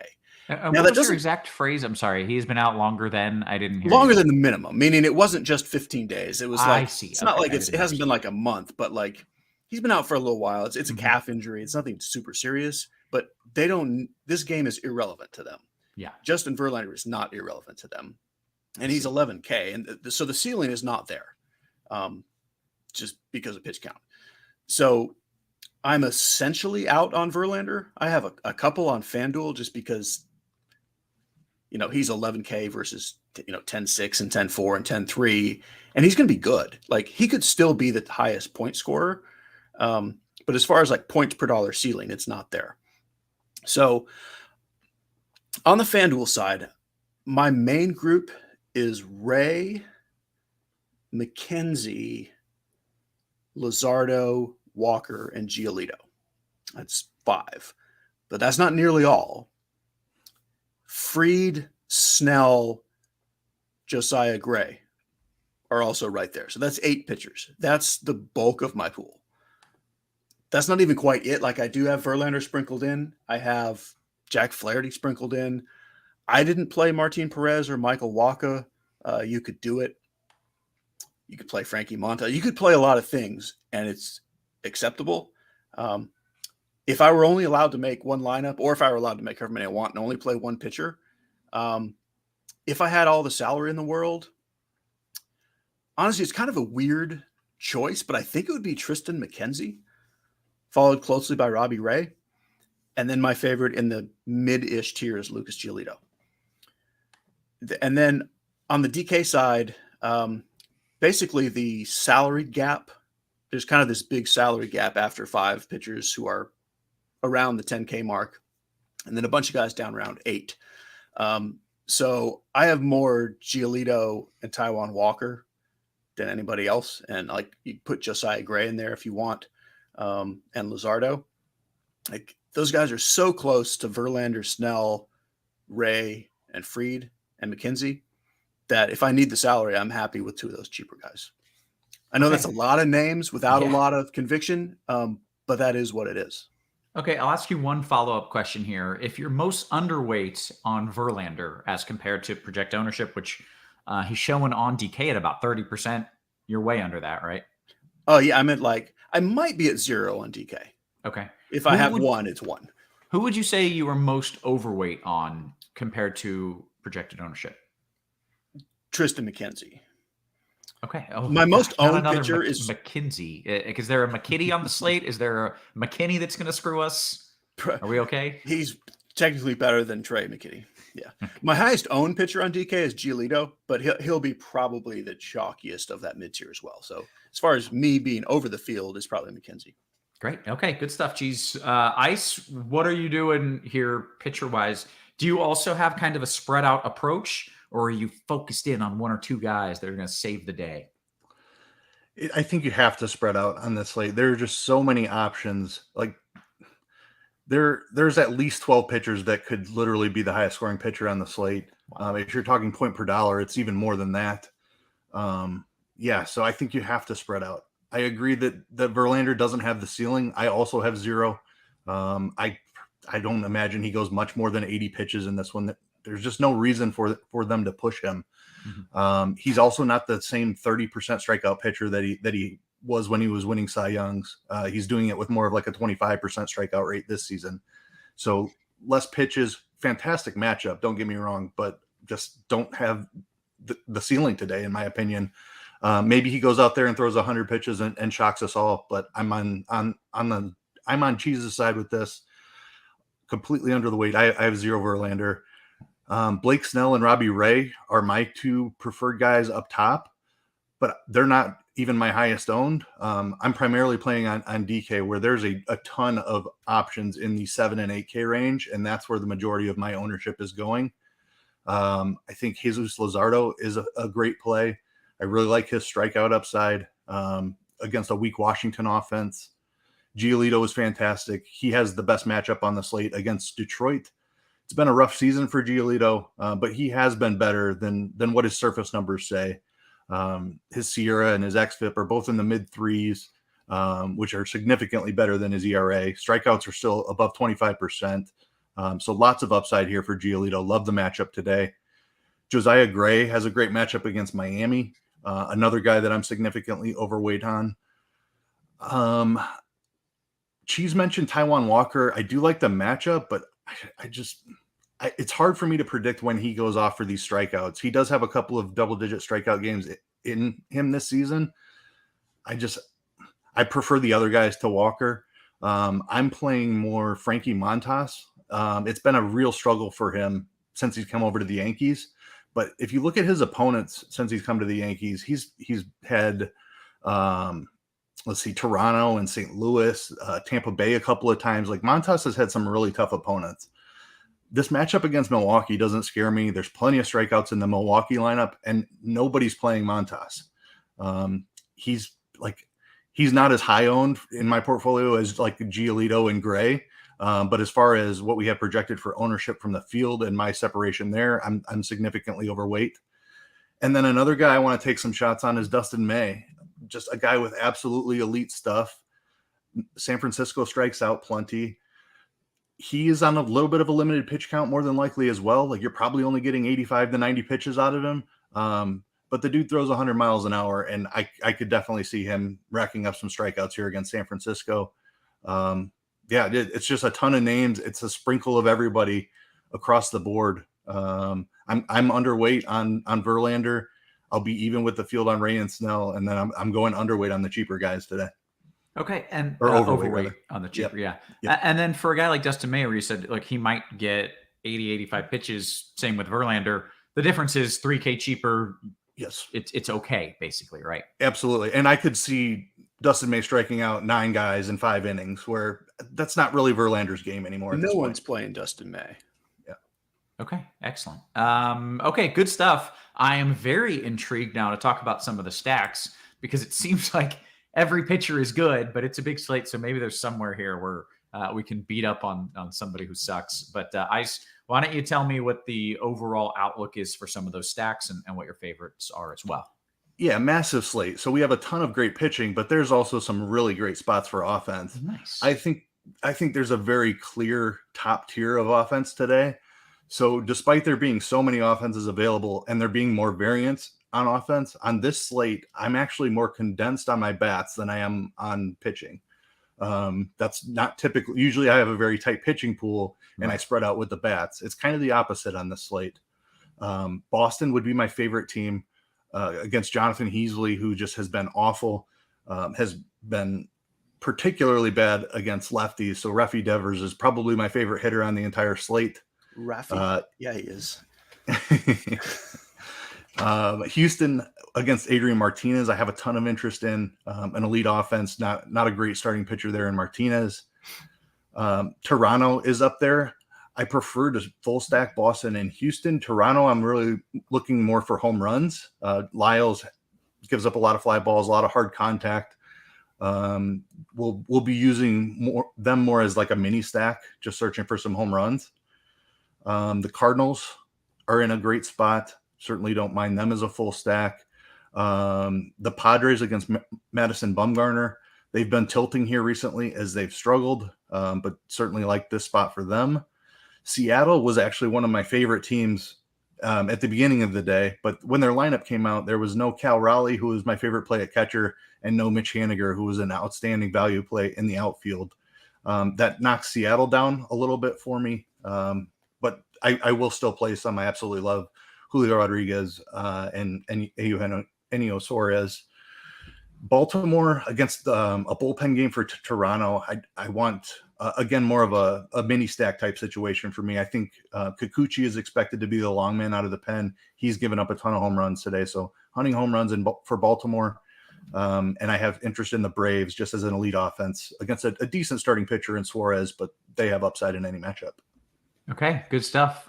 Cheese, are you on the Rafi Devers train? And what else do we have here stack-wise that you like? Yeah, so Boston is the top team. Like they're the only team that's facing a pitcher that is definitely for sure terrible. Okay. There are plenty of other pitchers that might be terrible or not great, but Boston is the first team. For me, Toronto is second. Houston, totally with Keith on the Seattle thing. It is a bummer that we don't have Haniger and the dumper. Big dumper. Any size dumpers, really. But that's still one of my favorite teams. But I see a lot of case to at least not double stack. There's a lot of one-offs with power kind of sprinkled all over the place. So outside of those main stacks, I do think it's worth throwing a couple of darts at Cincinnati, as Flaherty has looked like crazy bad since coming back. That's kind of a dart throw that I'll take. And I will always, no matter what, have a stack against Blake Snell, especially when it's Arizona and Stone Garrett is leading off with his 3 homers. Yeah, can't go wrong. Can't go wrong with Stone Garrett. Cheese, I did get this question in, and we're going in reverse a little bit here. But Tom says, all right, you talked about 15 good pitchers, and for tournaments, that's all fine. You spread it out and win it that way. But in cash, what's the play? DK cash, pitcher-wise, or is there no solid answer to that? I would definitely have Giolito. I don't have a clue in the world who I would play as the second pitcher. I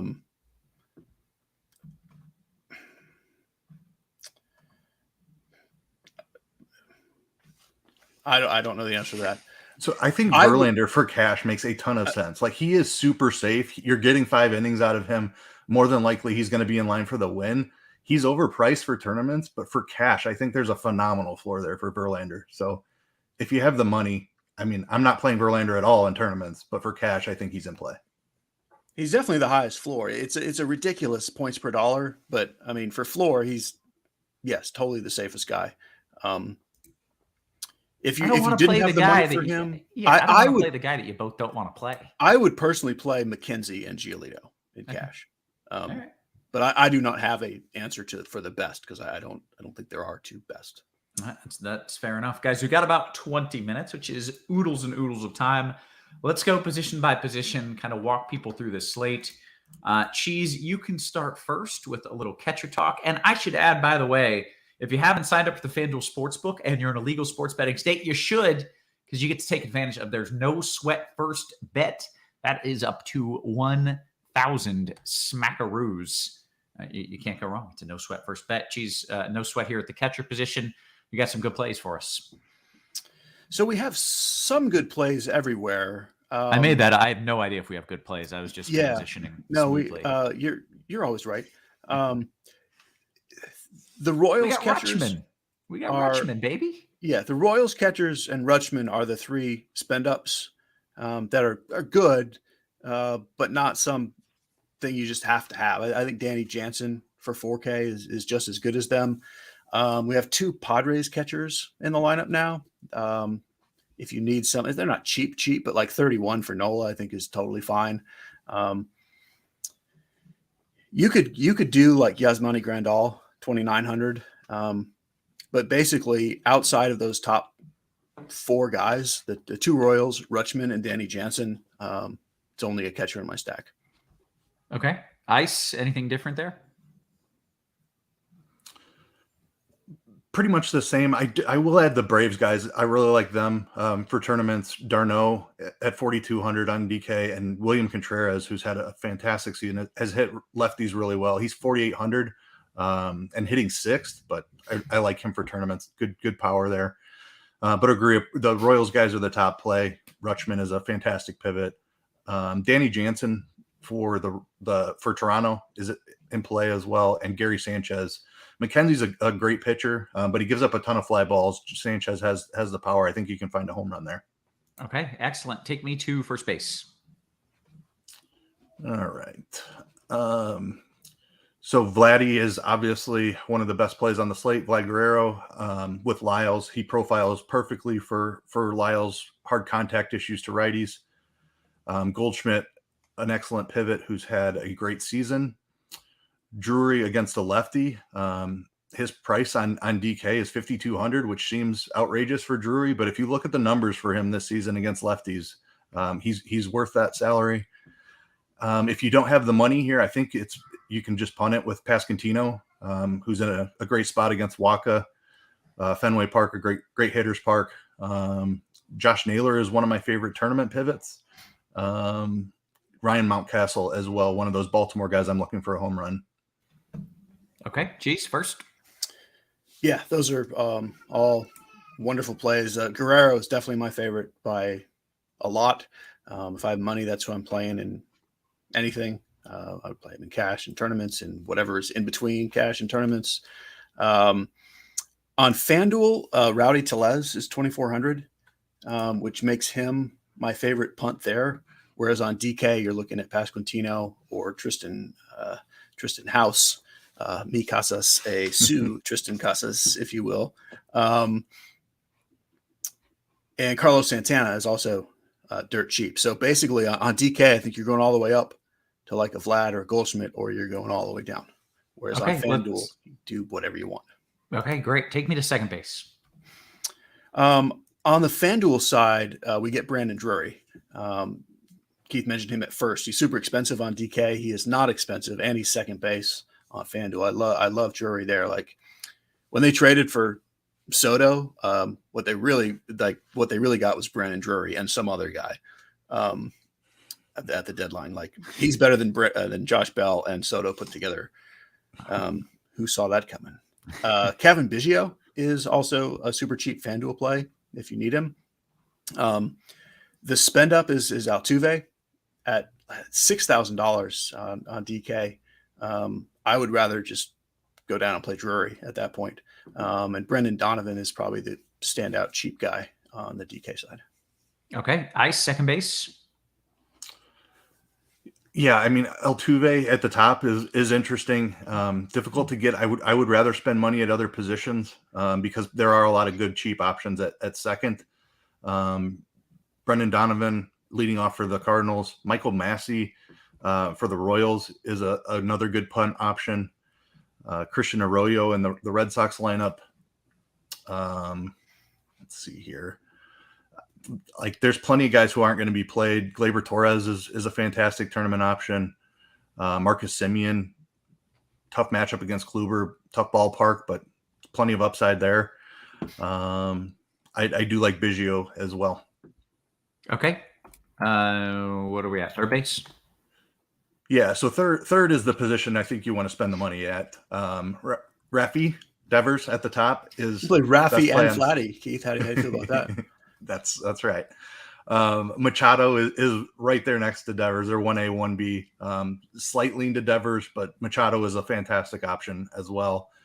I also love Suarez for the Mariners. Austin Riley has had a great season for the Braves. Bregman, fantastic for the Astros. Jose Ramirez. Like there's a ton of options here at the top. Nolan Arenado. Like third base is absolutely loaded. So I definitely think you're spending some money here. Geez, you spending up at third as well? Yeah, it's so great. I prefer Machado to Devers, but I mean, I wouldn't argue either way. They're both great. And I think Jose Ramirez is right there with them for me. On FanDuel, Matt Chapman at 2,500 is so good and so cheap that I think there's a lot of lineups. I'm doing three third basemen. That's counting Drury at second. They're only letting me play a third baseman and a utility, but I'm counting Drury in there. Suarez is my other favorite. So I would order them Machado, then Devers, then Ramirez, then Suarez with Chapman on FanDuel being too cheap. But yeah, these guys are all great, and it's a spend up, get one of these guys. Yeah, there's going to be a lot of bombs in that group right there. Yes. All right, let's go to shortstop. Cheese, what do you like? So I like Bogarts the best. He's kind of like the build around Boston bat, along with our friend Raphael. Jeremy Pena. If you want to get all technical. Yeah. Jeremy Pena is just always so cheap on FanDuel. And then Ha-Seong Kim is so cheap on FanDuel. So you don't have to spend up at shortstop. Bo Bichette at 4,500 on FanDuel. I love him. And the fact that he's so expensive, I think is a good thing. He's also 6K on DraftKings, which will keep him not under the radar, but under Bogarts and probably even Lindor. I would also mention Carlos Correa. Keith kind of mentioned it with Gary Sanchez, a catcher. Like, I love McKenzie tonight. He's one of my favorite pitchers, but he should give up a home run or two to a righty. I think Correa is one of those guys. Okay, shortstop. Yeah, a lot of the same guys. Bogarts and Witt, my two favorites at the top. I think Correa and Bichette are phenomenal pivots. Nobody's playing Trey Turner tonight, and I kind of get it. I'm not really either. Webb is a solid starting pitcher, but fantastic pivot in tournaments if you want to go there. Jeremy Pena is a mid-range option, very cheap on FanDuel, like Cheese mentioned. Elvis Andrus has been hitting the ball really well for the White Sox. I'm not scared of this matchup for him against Matt Manning. He's leading off. Dansby Swanson, another one of these Braves righties that I think can get to Suarez. JP Crawford, I don't mind in a Mariners stack. He's really cheap. Yeah, that about does it for short for me. Okay, then take me to the outfield, sir. All right. Juan Soto's price on FanDuel, we need to talk about. He is $2,700. He's obviously a much better hitter than that. I don't care how bad he's struggling. For tournaments, I don't really love it. He's definitely a part of your cash games, but he's lefty. Just he's way too good of a hitter, though. I don't love the ownership is the reason I would be underweight on him in tournaments. Kyle Tucker and Jordan Alvarez are my absolute favorites at the position. Love this matchup against Martinez. Julio Rodriguez for Seattle. Obviously, Aaron Judge. Got to play some of him every single day now. I think if you're looking for something cheaper, Lane Thomas is leading off for Washington. Certainly don't mind him. Stone Garrett, like Cheese mentioned, fantastic play, even though he's against Snell. Snell can give up some home runs. He's near the minimum. And then something really off the board, JJ Bleday. Josiah Gray is somebody I'm playing a ton of today, but his main problem is left-handed power.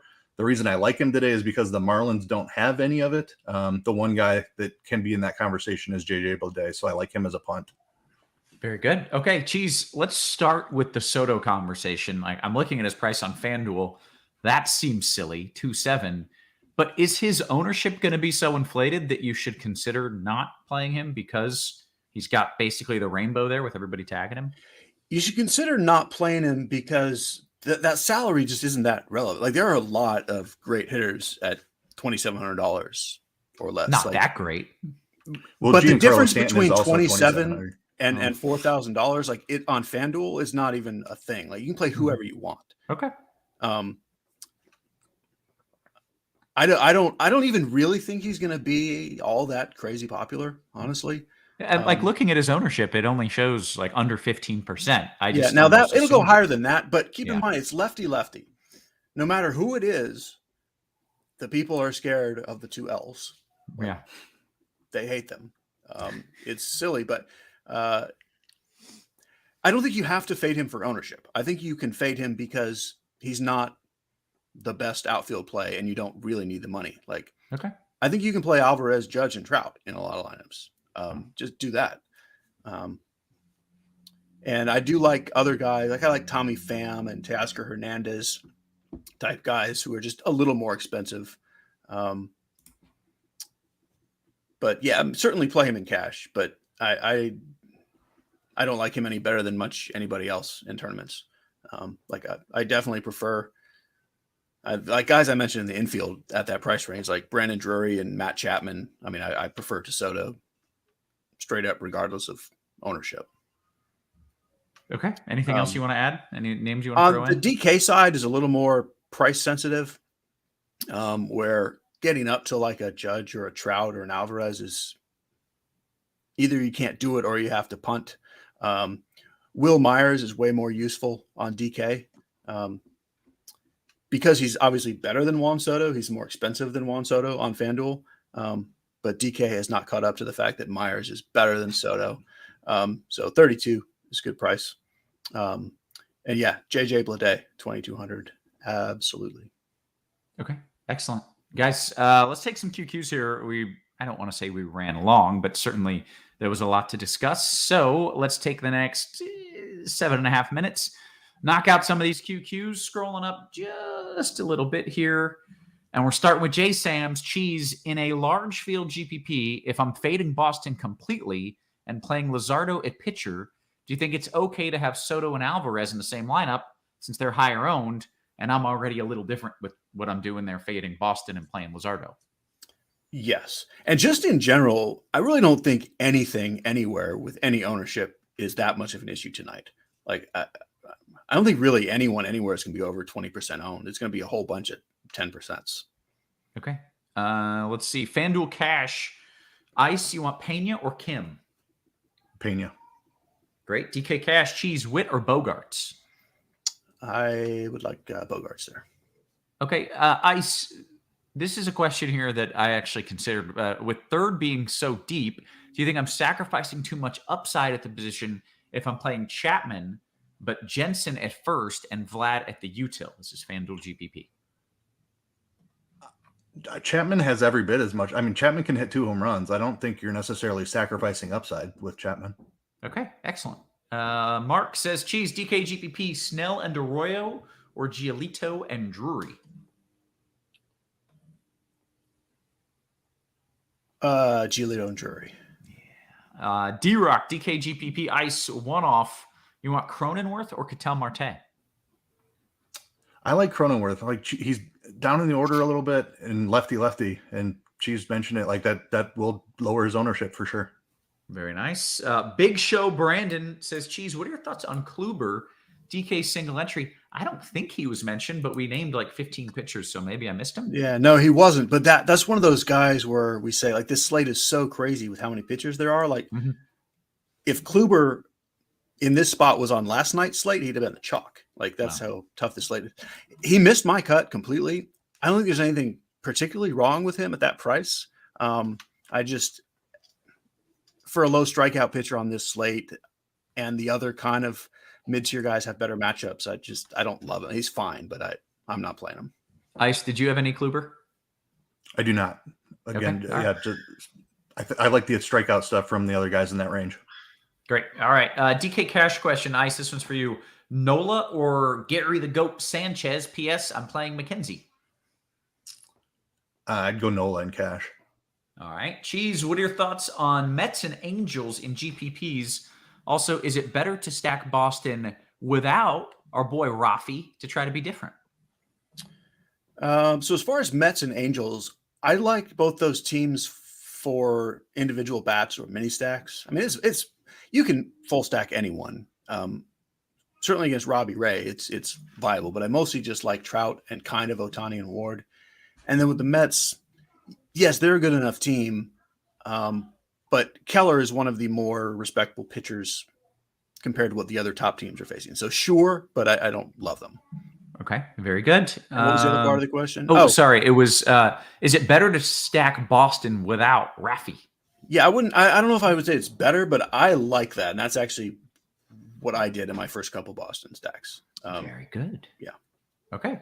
FanDuel GPP, Ice, you want Gleyber Torres or Cheese's boy Drury? I like both of them a lot tonight. I'd go Drury first. Okay.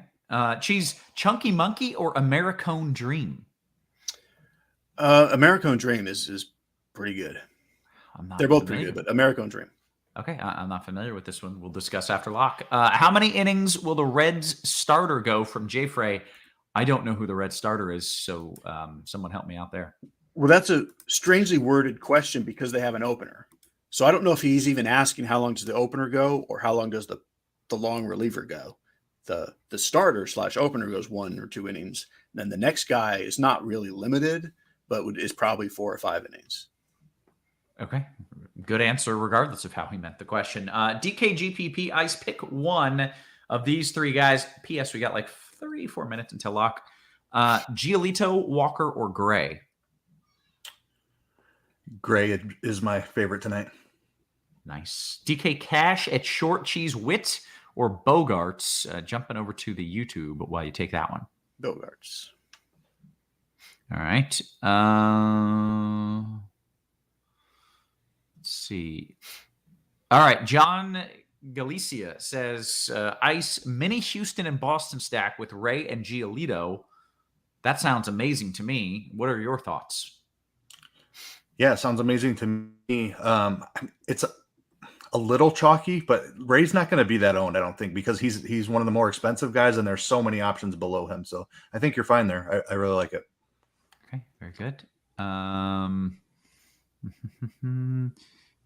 Michael Taylor says Casas or Carlos Santana. Cheese. I like them both, but like enough of a lean to Boston that I would play Casas. Okay. Someone said, what's the temperature in Toronto? I don't know off the top of my head because they've got a roof, but I am working to figure it out. In the meantime, it's like low 60s. So the temperature, 60. We'll say it's 60 degrees. So that would technically be a bump down 2 bats if you assume that air conditioned is 70 degrees. It's even a little cooler than when it is closed. So back to it here.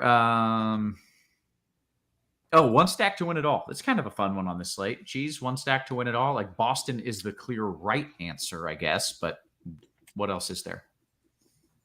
Or you can say Boston. That's fine. No.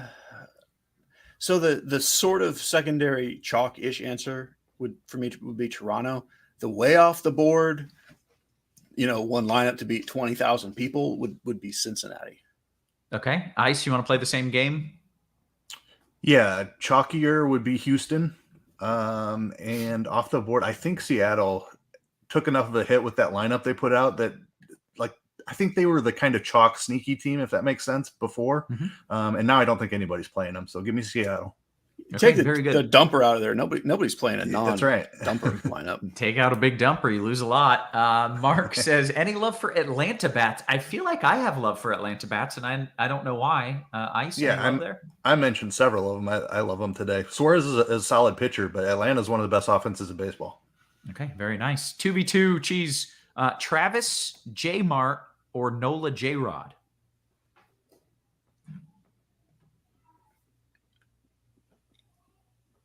Nola J-Rod. Okay, very good. DK Cash, Ice, this one's for you. It's a 3v3. Walker Melendez Winker or Mackenzie Nola Myers? I would go the second one there. Very good. Fanduel Cash Cheese from NBA DFS, Acuna or Tucker? Tucker. Ice Walker Melendez or Mackenzie Nola? Mackenzie Nola. Very good. And with that, gentlemen, we have hit the lock. Cheese, what is this Americone Dream? What is this? What is this? It's got what I like about it is has these little like waffle cone pieces with chocolate on them. Are they crunchy or did the waffle cone pieces get soggy? They're kind of in between. Okay. I haven't had it in a while, so I'm trying. I'm not sure that I'm answering that correctly. I'm going to probably have it this weekend now. Like I haven't had that in a really long time. In my memory, they're not like crunchy, but they're not like soggy either.